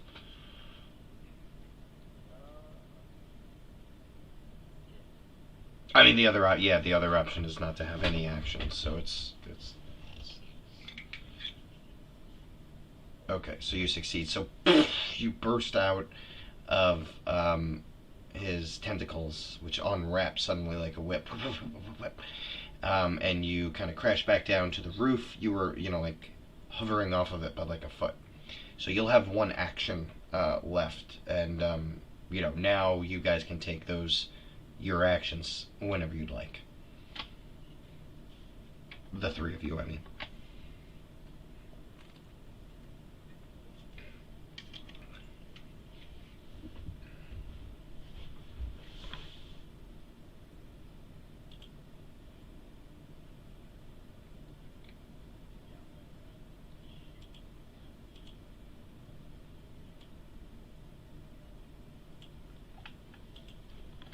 Okay, cool.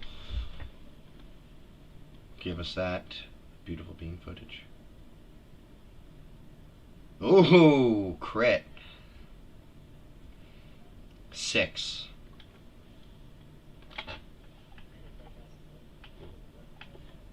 That's right.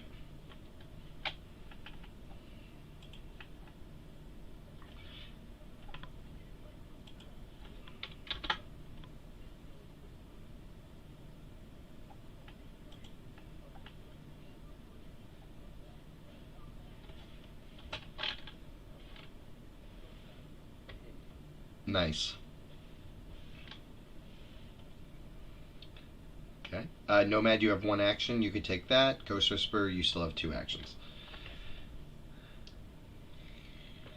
My one action is going to unload on the deck for 2 minutes for a tentacle jump. Nice.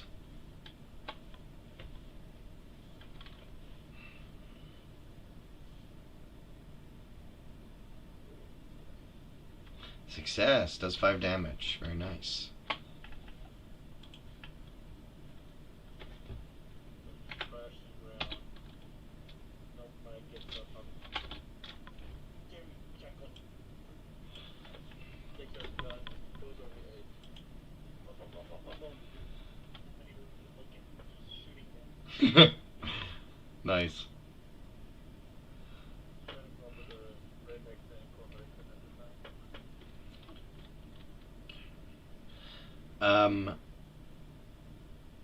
Cliffhammer, your turn is skipped. You failed that test. Yeah, we did. I'm sorry, I was saying that out loud and I should have been thinking it. Ghost Whisperer, it's your turn. I was trying to be one step ahead, and then my mouth got ahead of my brain.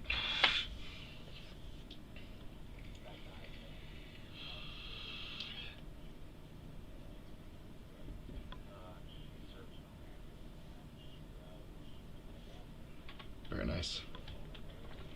Nice.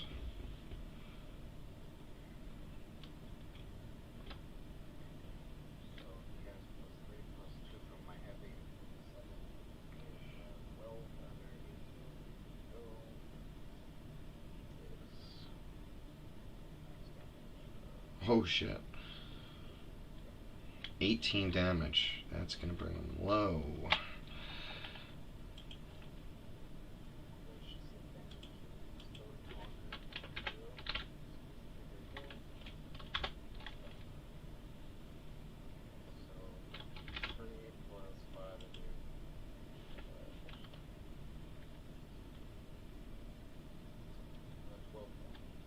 Okay, he's definitely low.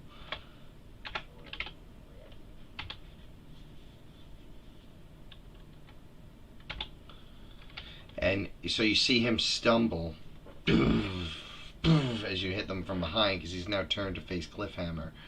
Wow, okay, nice hits. Now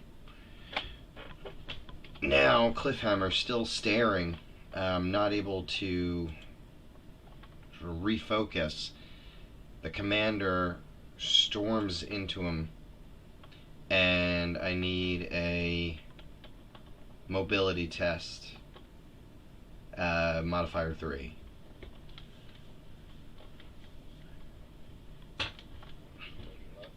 No, yeah, from Cliffhammer.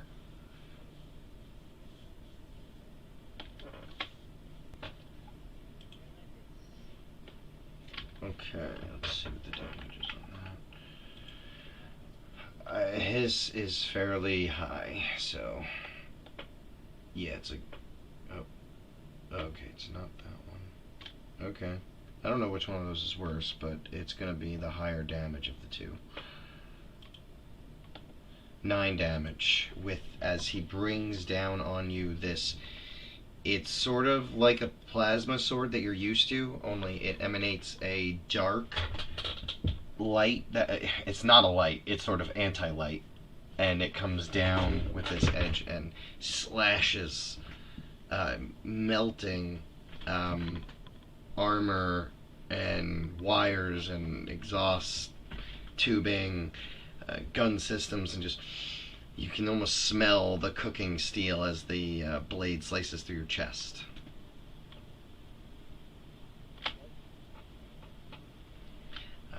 And the multi-arm guy is going to... Oh, and so and you hear him as he shouts, "Kill that damn sniper!"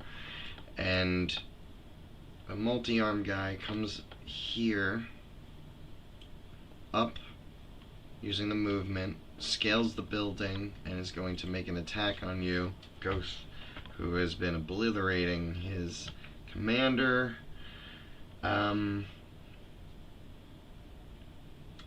Give me a... oh, wait, I'm sorry. I have to deal... You dealt damage to him, right, Nomad? While you were right next to him? Yes, I did 5 damage. Okay, so you have to also take 3 damage back. I forgot to mention it. I forgot he had that stat. As an electrical storm kind of shoots out of him as he takes damage.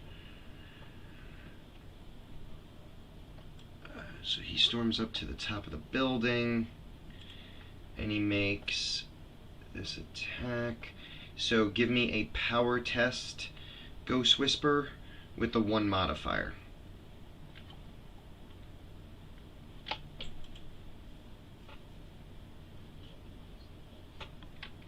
Okay, you pass. Yep, so the tries to wrap you up in his constriction tentacles, and they like kind of like whip around you, but I imagine like as he tries to constrict them tighter, you sort of like duck right out of it, sort of, and like use your arms to push them away as you slide right through it. Nice little move. You are on the edge of the building here, but that is the end of its turn, and the craft takes another shot at that house. Pathetic. And it comes up to the trifecta, the 3 of yours turns. Any order.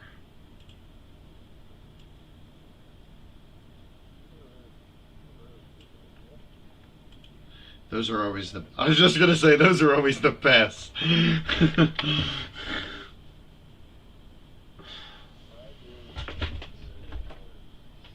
pull out my hammer, jump it over, and slam it to the guy, jump it in the hammer.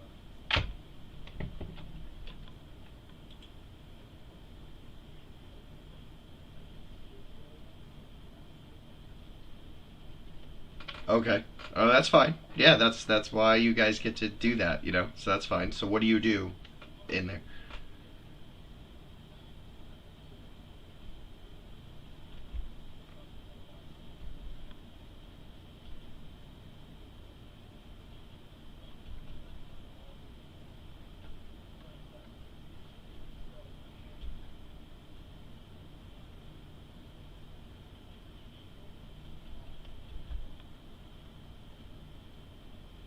Okay, awesome. So he'll take this, that's the 1d4 dampener, right? That you roll a reactor test for? Yeah, I do too. Don't worry, that's how I imagine it. Where all the special effects budget went. Oh, absolutely. Good reactor roll.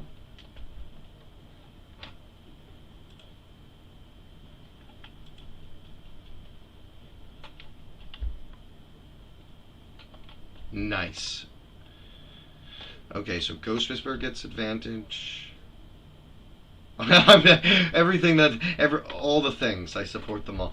Yeah, so he's jumping over, so you give him the. Okay, so Nomad, as you're jumping over, you like see the electrical circuitry netting of the electro shield, the energy shield that you've seen Warbucks do. You know you're going to get a little bit of damage dampening as you come into combat here, and Ghost Whisper, you get the now common feed coming right through. You probably have a screen dedicated just for Warbucks' feeds. And so you see that coming through, so you have that advantage. And yeah, so now Nomad, if you'd like to continue with that crazy bad plan that you were talking about, which I think is probably going to be great. Okay, worse is thank you for all the boost. Probably, So just to be clear, you get the shield, Ghost Whisper got the advantage boost.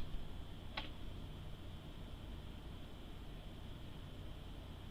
the shield, yeah. Yep.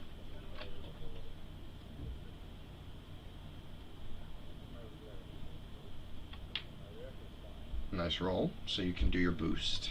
Well, you could have done that anyway, but Why? Pretty much I like aim at him with the hammer and I just jump boost right into the thing with the hammer. okay.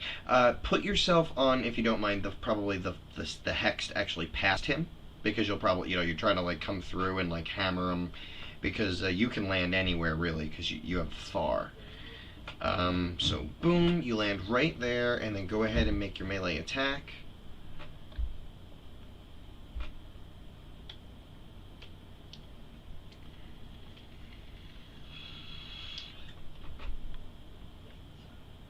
Oh yeah, some good rolls here. You got all your bad ones out of the way, so that helped. Excellent. What's up? That was the so that's really good. Oh, gotcha. Okay, you rolled the wrong one. I just did the power, yeah. No worries.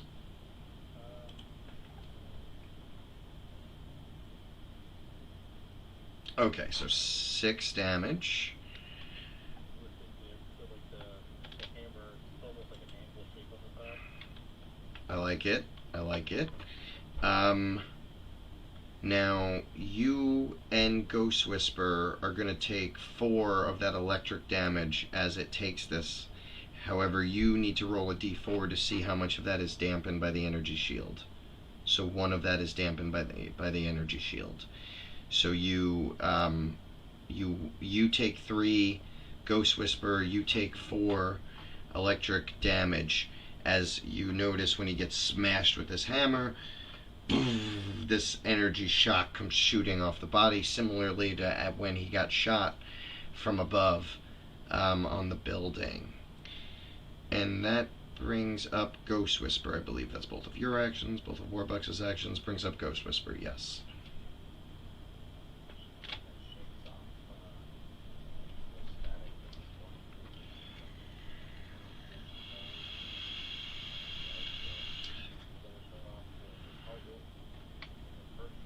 Oh, oh, awesome! You're dedicated. Quit, baby. Oh, awesome. Well, yeah, okay. It's yeah. There's no way. Go ahead, roll the damage, but you're definitely gonna be taking him out here, I think. And it's double, so isn't it crit for that? Oh yeah, wait, no, it's an extra roll here. They roll. Oh wait, hold on. Let me just check somebody else's. If they add. Yeah, it's the same dice. So you just roll the dice again. So you roll the dice twice as many times. Yeah, so that takes out the commander. So what does that look like? Because he's standing right in front of Cliffhammer, just sliced him terribly.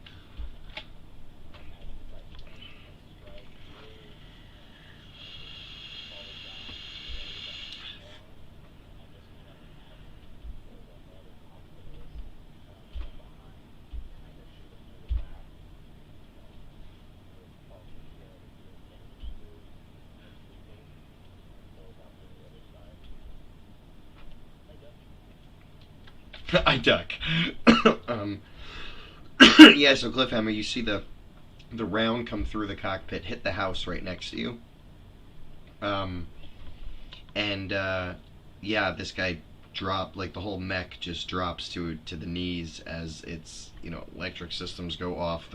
The pilot is deceased, and it hits the ground and boom, it thuds as its knees come into contact.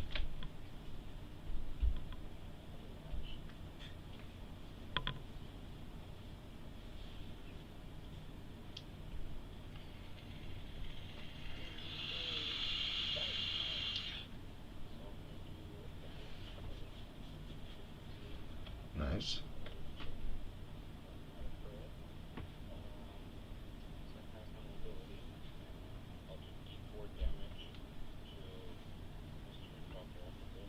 Very nice.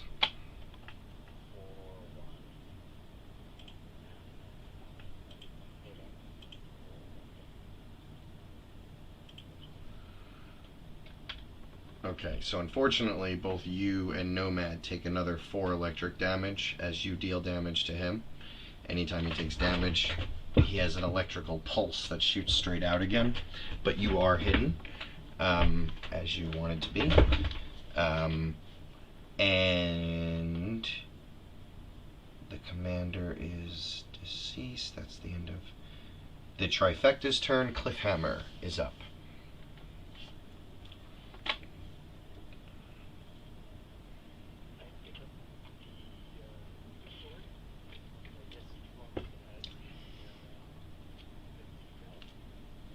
Of course you do.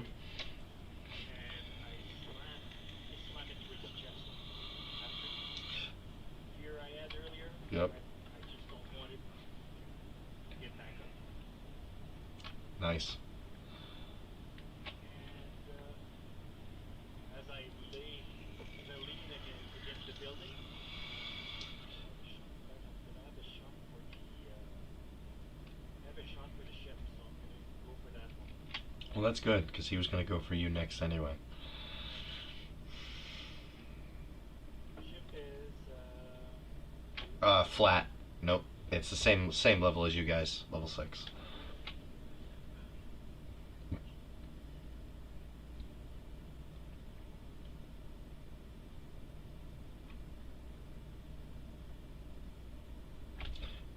You're much closer now. These rounds are pulsing through the hull. As you deal 5 damage. Wait, I gotta add the other one, so you deal 3 and then you deal 1. Okay. And this one is deceased. And you just dealt 5 to this one.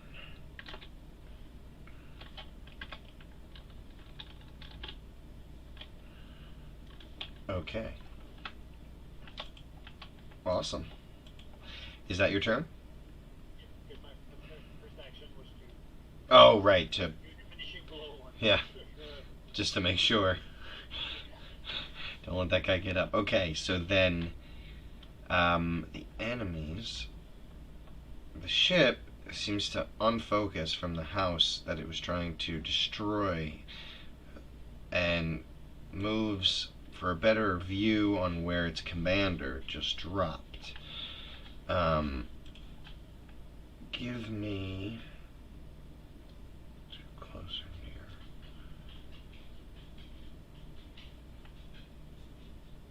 Okay, yeah. Warbucks and Cliffhammer. Give me power tests. Flat modifiers.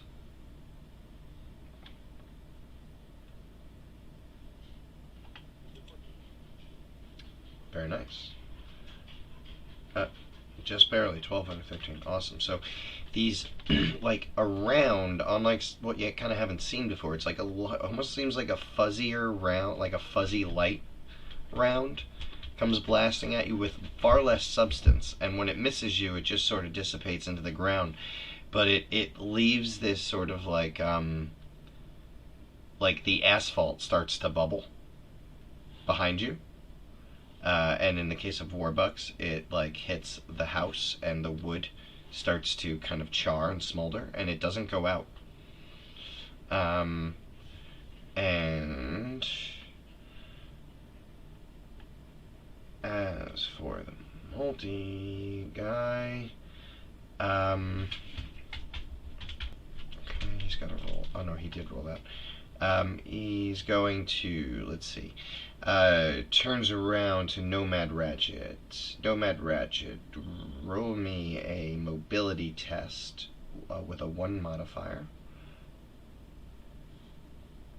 Oh wait, is he within range for you too? 1, 2, 3, he is.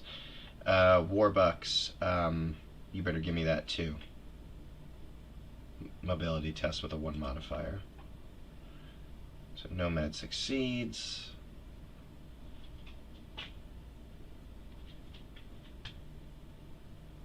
You do not. The tendrils shoot out from its body and past Nomad, and it misses and pulls it back. And the other one from the side, sort of like a blind shot without even looking that way, goes shooting out towards Warbucks. Let me just double check that. I think I know what it is. That's this one. Yeah. 1 damage as it just must be at the edge of its range, just kind of smacks the cockpit window and jars you a little bit, as you did not expect that. Then instead of moving, it pulls all of its tendrils in. And I need Ghost Whisper. This doesn't change anything about your hidden status, but it doesn't require sight or anything. So I need system tests from Ghost, Nomad, and Warbucks. Modifier 1. Success. Success. Success. Okay, nothing else happens. You see that white light that it had sent out earlier when it tried to overheat your reactors, kind of cooking up in its tendrils, but it can't control it, it seems, and it blasts and dissipates before it's able to kind of fully cook. And that's the end of their turn. The trifecta goes.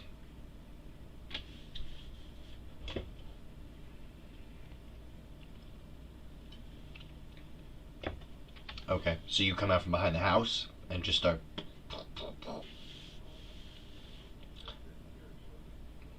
With, like, if you were to stand up, you could probably stand on that house, because it's, like, not even a single story. You know what I mean? So, yeah, you could shoot over it. Like, you could almost, like, put your foot up on it, like, you know, like Captain Morgan. And, like, put your... Yeah, it's not bad for that. You could actually probably rest your gun on it and just fire. Sure thing. Sounds great. That is a success. Give me that damage. Oh, wait. Why didn't it do it? Oh, I'm sorry. I was looking at the system. My bad. Still a success. Beautiful. Max damage. Awesome. Take those points away. Yeah, this guy's been hit twice, but he's been hit both times. Been for, like, max or close to it. Okay.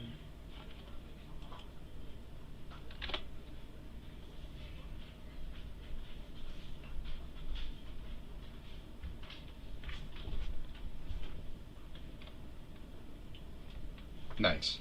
So yeah, you get that little quipster, and probably shows you a little feed of him shooting up the ship too. The fact that you don't see me is a good thing. Haha, that is a good point. Ghost Whisper or Nomad.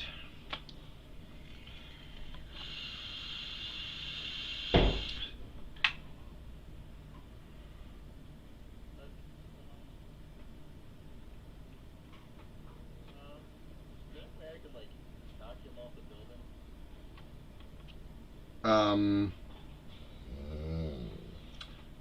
There's no mechanical way, but I think we did this last time. I would certainly let you try. It would be a power, and it has its own modifier of 1, and I would add an extra modifier of 1 for difficulty. So yeah, you could roll a power test modifier 2 to try to like take them off the building.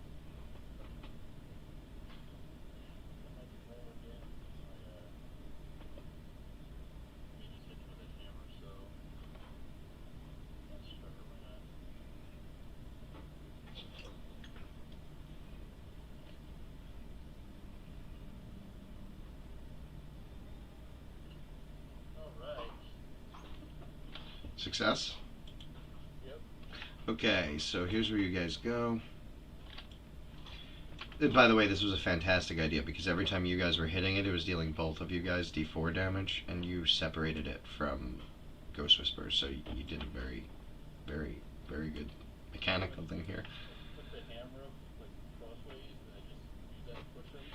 And as he gets to the edge, I just pull the hammer back and kick him right off. Awesome. Awesome.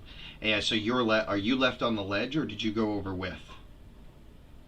No, that's why I pulled back and kicked. That's why you pulled back and kicked. That's awesome. So yeah, that actually prevents you from taking that D4 damage. So just roll me your regular damage. So basically the difficulty gave you an actual, you moved him 2 squares, so that was the bonus for that. And you dealt regular damage, very nice, very good roll. So that's this guy, right? Yeah, okay.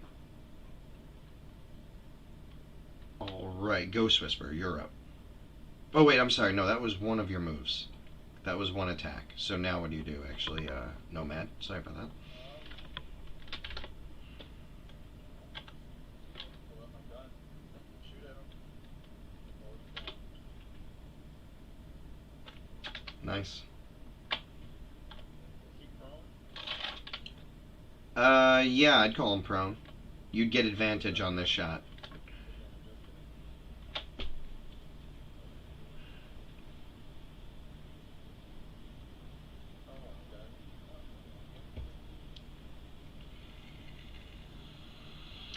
What did it do? I don't know if I screwed up or not. No, wait, why would it screw up? I don't think so. Under a target of 13, right? -1. Looks right. Yeah, so you miss. It rolls on the street. You're like, and it's like rolling. Missed by 2 because you had to roll under it. So, if that helps at all. And it rolls out of the way, probably into a little bit more into your line of sight, Ghost Whisper, and you're up.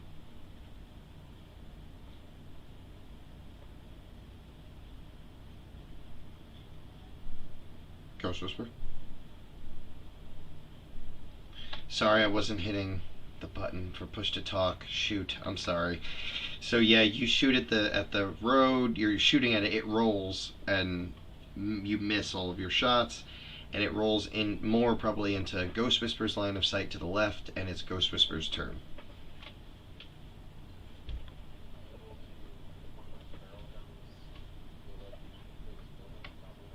Yeah, you're good. It's the right distance away. Yeah, you're okay.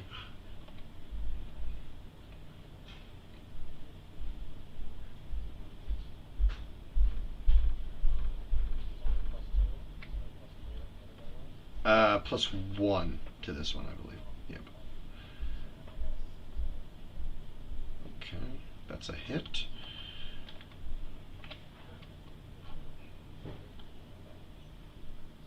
Very nice.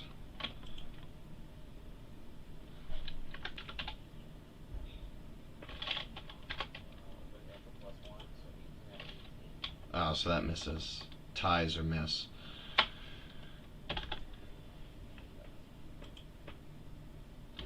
On the reactor. Oh, okay, for the double attack. Right, gotcha. Okay, that rounds out your turn. Let me see here. Alright. This guy is going to shout out, "Pick me up! The commander's down. We've got to get out of here. And you hear it over the booming loudspeaker. He's going to take off. 1, 2, 3, 4, 5, 6. Try to get closer to his ride. Before he leaves this spot, though, he blasts off another one of those white sonic reactor test booms. So first, I need you each to make a systems test, modifier 1. If you fail, make a reactor roll.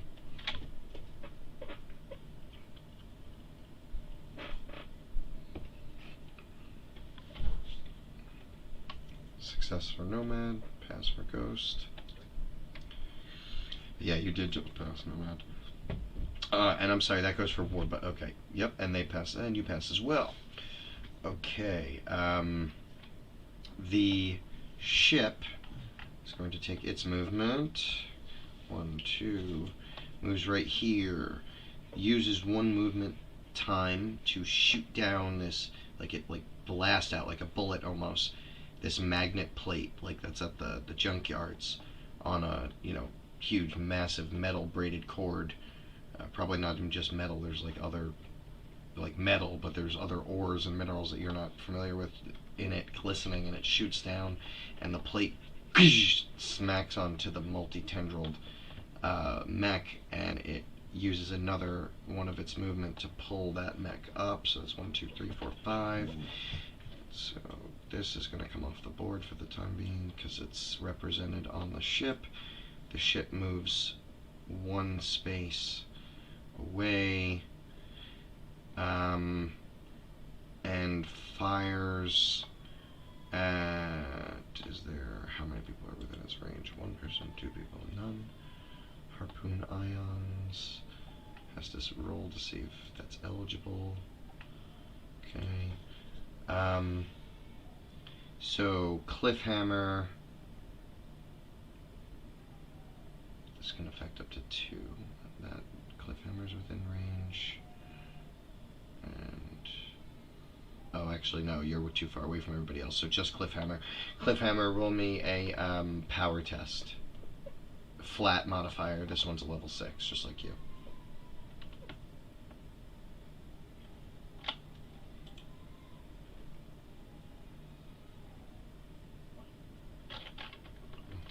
Yep, totally. Another one of those like fuzzy shots hits the asphalt behind you. You turn, you see it. It starts to bubble like the other. The other one is still bubbling. It is. Wait, I'm sorry. Did I skip you, Cliffhammer? That was part of their round. I think I did. No, but that's fine. Okay. What I was planning to do fits well, in the Perfect then. the big shots. As there's the metal plate that comes down that jams on sticks to the back of the 6-on thing, starts to lift it, Mm-hmm. and I hit my static cloud. Awesome. And the range on that is near? Perfect. Okay. So as it's getting pulled up, and this is anything within the cloud gets hit with it, or one thing? It's 2 things. Okay.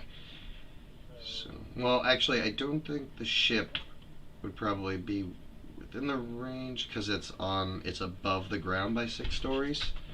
But definitely the mech as it's being lifted. not grounded, and there's a tether going up. Oh, okay. Yeah, I can actually see that. There is a tether going up. Okay. And I rolled a crit. Oh shit, you did roll a crit. That's why you're doing it. 2 close foes take 1. But is there any crit to that? There should be. I mean, You give the second one to the ship. I'll be fine with that. okay, well, I'm gonna give it to the ship. Yeah, I just wasn't sure. But I'm just gonna double it then for each of them, so they're each gonna take 2 damage. We'll just call it the crit. We'll just double it. Hit it. And you become hidden. Oh, that's good. I hit it, and I'm going to use my advantage to shoot it. And I will have the advantage of Very nice.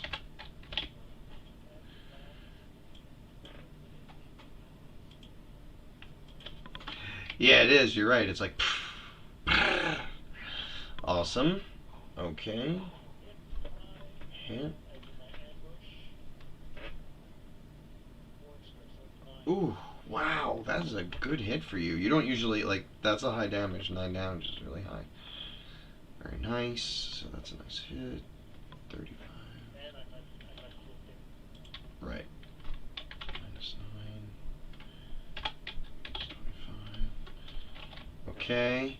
You see smoke starts to rise from the tail end of the ship. The ship and the mech do that movement that I just described out of order. The trifecta gets to go.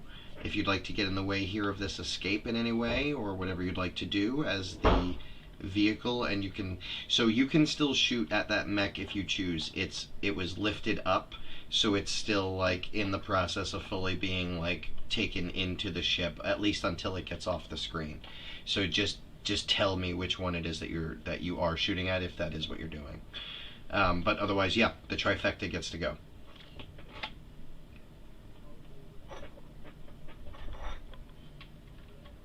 Yeah, the mech was like one space over, and the rope came down and pulled it up to where it's now directly under that ship. So picture both things on the same square, basically. Both of them are exact same distance away from you, and they're right there over that parking lot, exactly.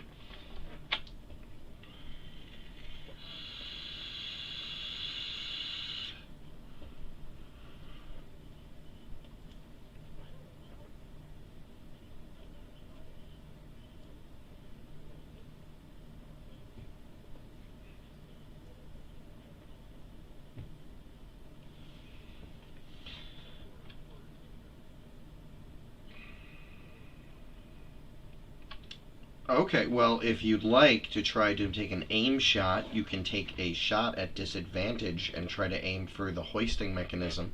If you think that might have some effect, I think it might.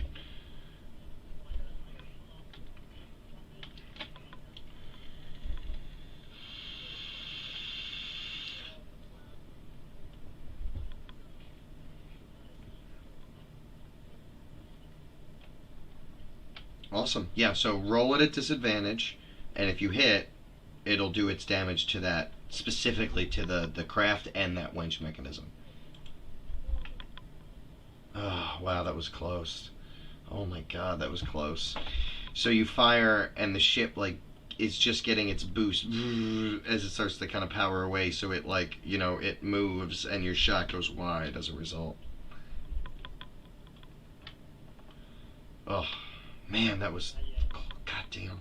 I wish there was, like, a thing you could do to, like, subtract 1 from your score. So, like, when it's 13 on 13, you could be like, maybe I should add that, where, like, in inspiration, instead of re-rolling, it could, like, subtract 1 from your score. I don't know.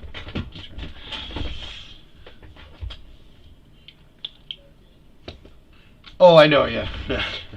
I was just thinking, like, wow, that was close. That would have been so cool. Yeah. All right. Yeah. So you miss the rest of the trifecta. You got Nomad and you got Ghost. What are you guys gonna do?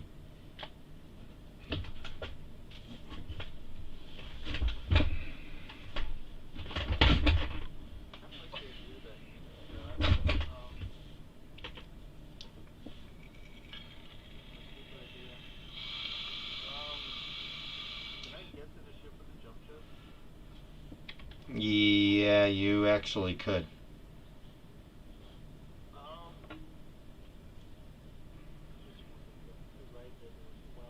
Yep.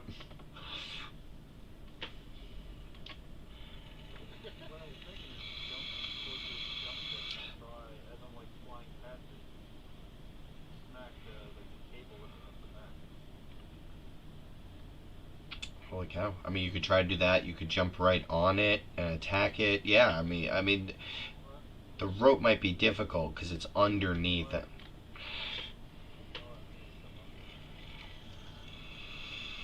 Okay, so now you move onto it. You could put yourself on the hex next to it just for... Well, did you upgrade to the 8? Because the 8 is a lot easier to get than the 6. Oh, that's your standard. Oh, it's just doing better. Yeah, just place yourself next to it or something so we can see you. Yeah, so then what do you do once you land on it? I take out the hammer and start smashing into it. Yeah, you like go for the like where you know where you think probably the engine or some important gears would be, and you start smashing at the but you somehow miss it. So it like jolts in the air from you landing on it, and you try to swing, but it's like swinging in an elevator, and you're like all off balance, so you somehow miss. Um, and but you are on there. So Ghost, you see this, your compatriot here jump onto the craft. What do you do?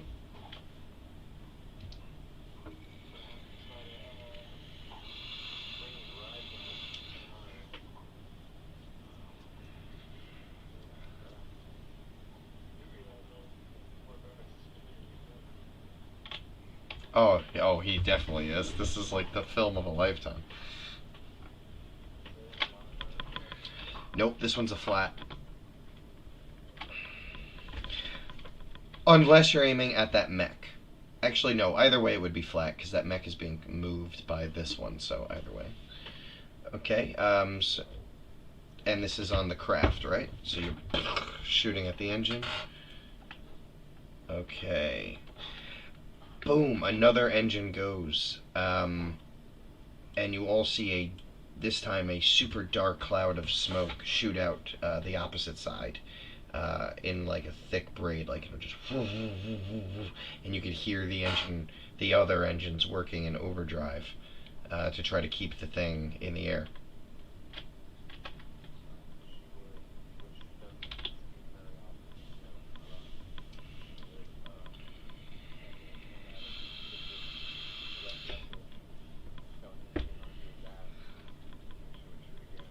Nice.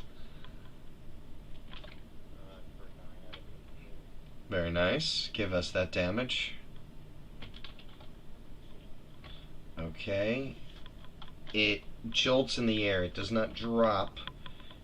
Give us that reactor test, I believe, that you need to make. And it's gonna go real quick. Okay, very good.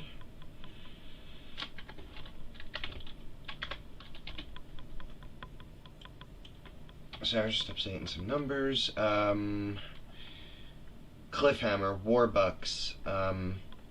I need. What do I need? Oh, well, first I need to do this. And then I need power test from you. Yes, you do, because I'm a big cheat. So, yeah. You do. Go first, totally. Absolutely. You see all this happening.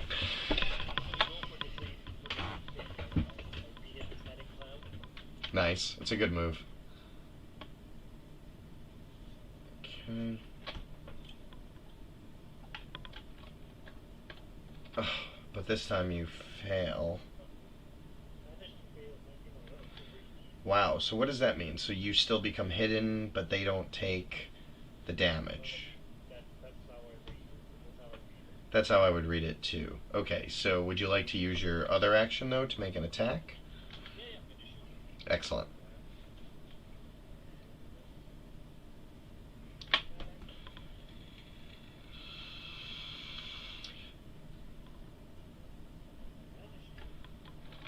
Holy crap, how is that possible? I know, but you rolled a 19 and a 20. It's so funny. The reactor is okay. Your reactor survives. Now roll power test. You, Nomad, and Warbucks, actually. Because Nomad's right on top of it, so that definitely gets one. Fail. Pass. And pass. Okay.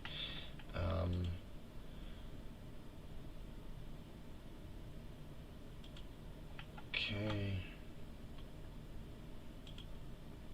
Wow. Okay.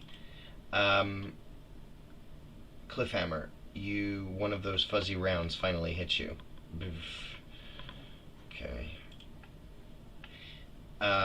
You take 6 damage initially,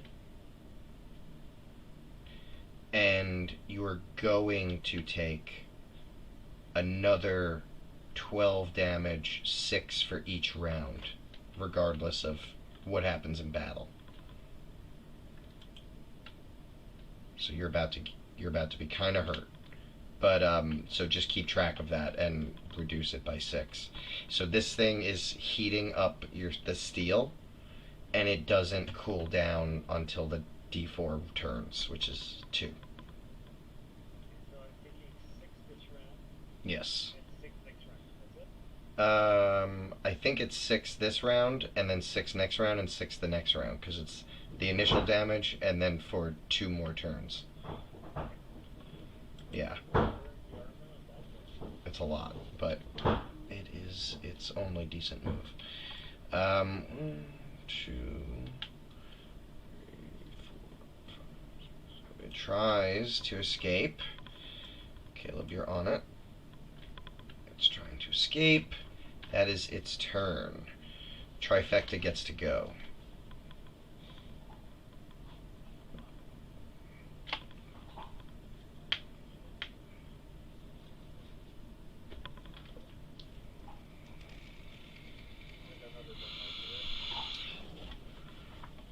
So many of those. You're already on the alien craft. How many dumb ideas you got? No, I'm just kidding.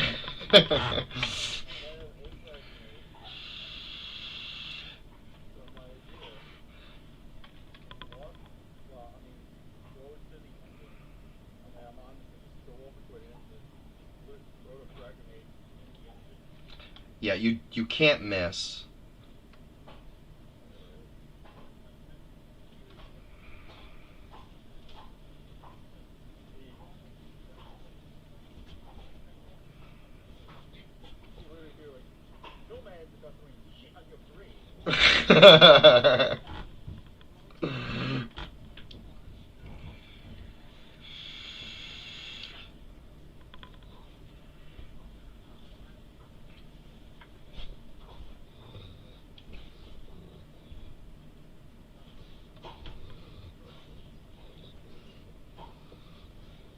Awesome.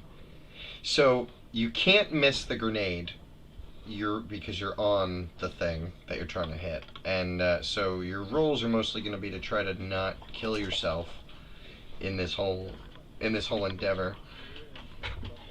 Well, okay, so all right, so let's do that. So you're going to drop the grenade in where you think the engine is, and then you're going to try to jump off, right? That's the full plan. Okay, so and what are you going to do to try to not, like, this is like a person, you're 6 stories up, you're in a mech. This is like a person trying to jump off, like, the top of their roof, like, onto the ground. Like, it's not impossible, but how are you going to not shatter your shins? You know what I mean? Like, what's the plan?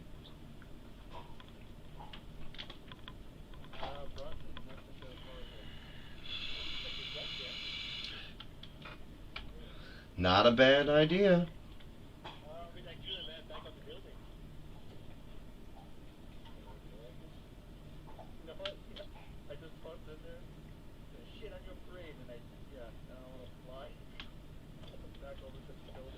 Awesome. So all it takes is a reactor roll then.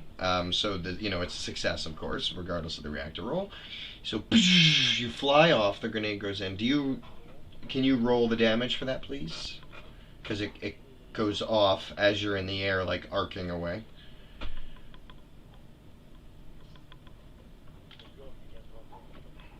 Ten damage. Okay. Well, it had 5 HP left. So the other main engine goes, and the shrapnel gets caught up in the engine and whips and takes out the rest of the other engine that was smoking. So now both engines literally go flipping off of this thing in the air, and the craft is just being held up by nothing. So it's only a matter of time before this turns into just a 500-ton rock, and it just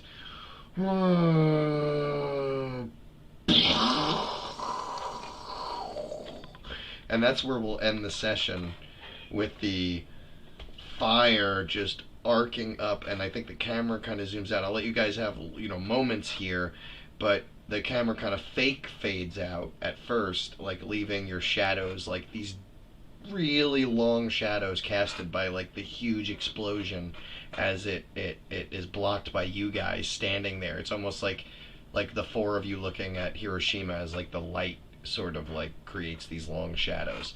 And then the camera kind of zooms back in on you guys if you want to do anything funny, or if you just want to have a little montage moment here as you're about to fade out. Is there a what? Yeah. There's definitely at least one.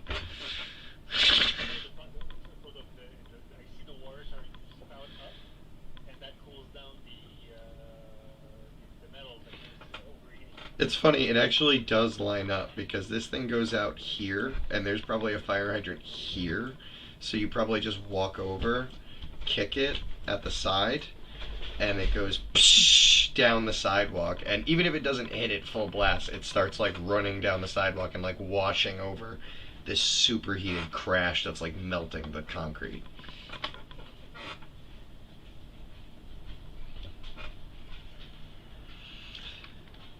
All right. That was awesome. That was a cool fight. What is your HP at, Cliffhammer? Just out of curiosity, after you take the rest of that burn damage.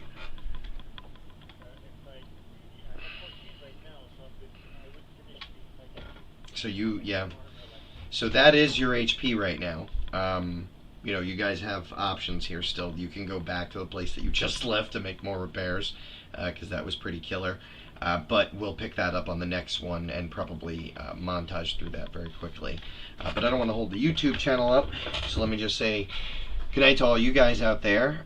We had another great session here. It was a lot of fun, and I'm going to play you out, and we'll see you in 2 weeks.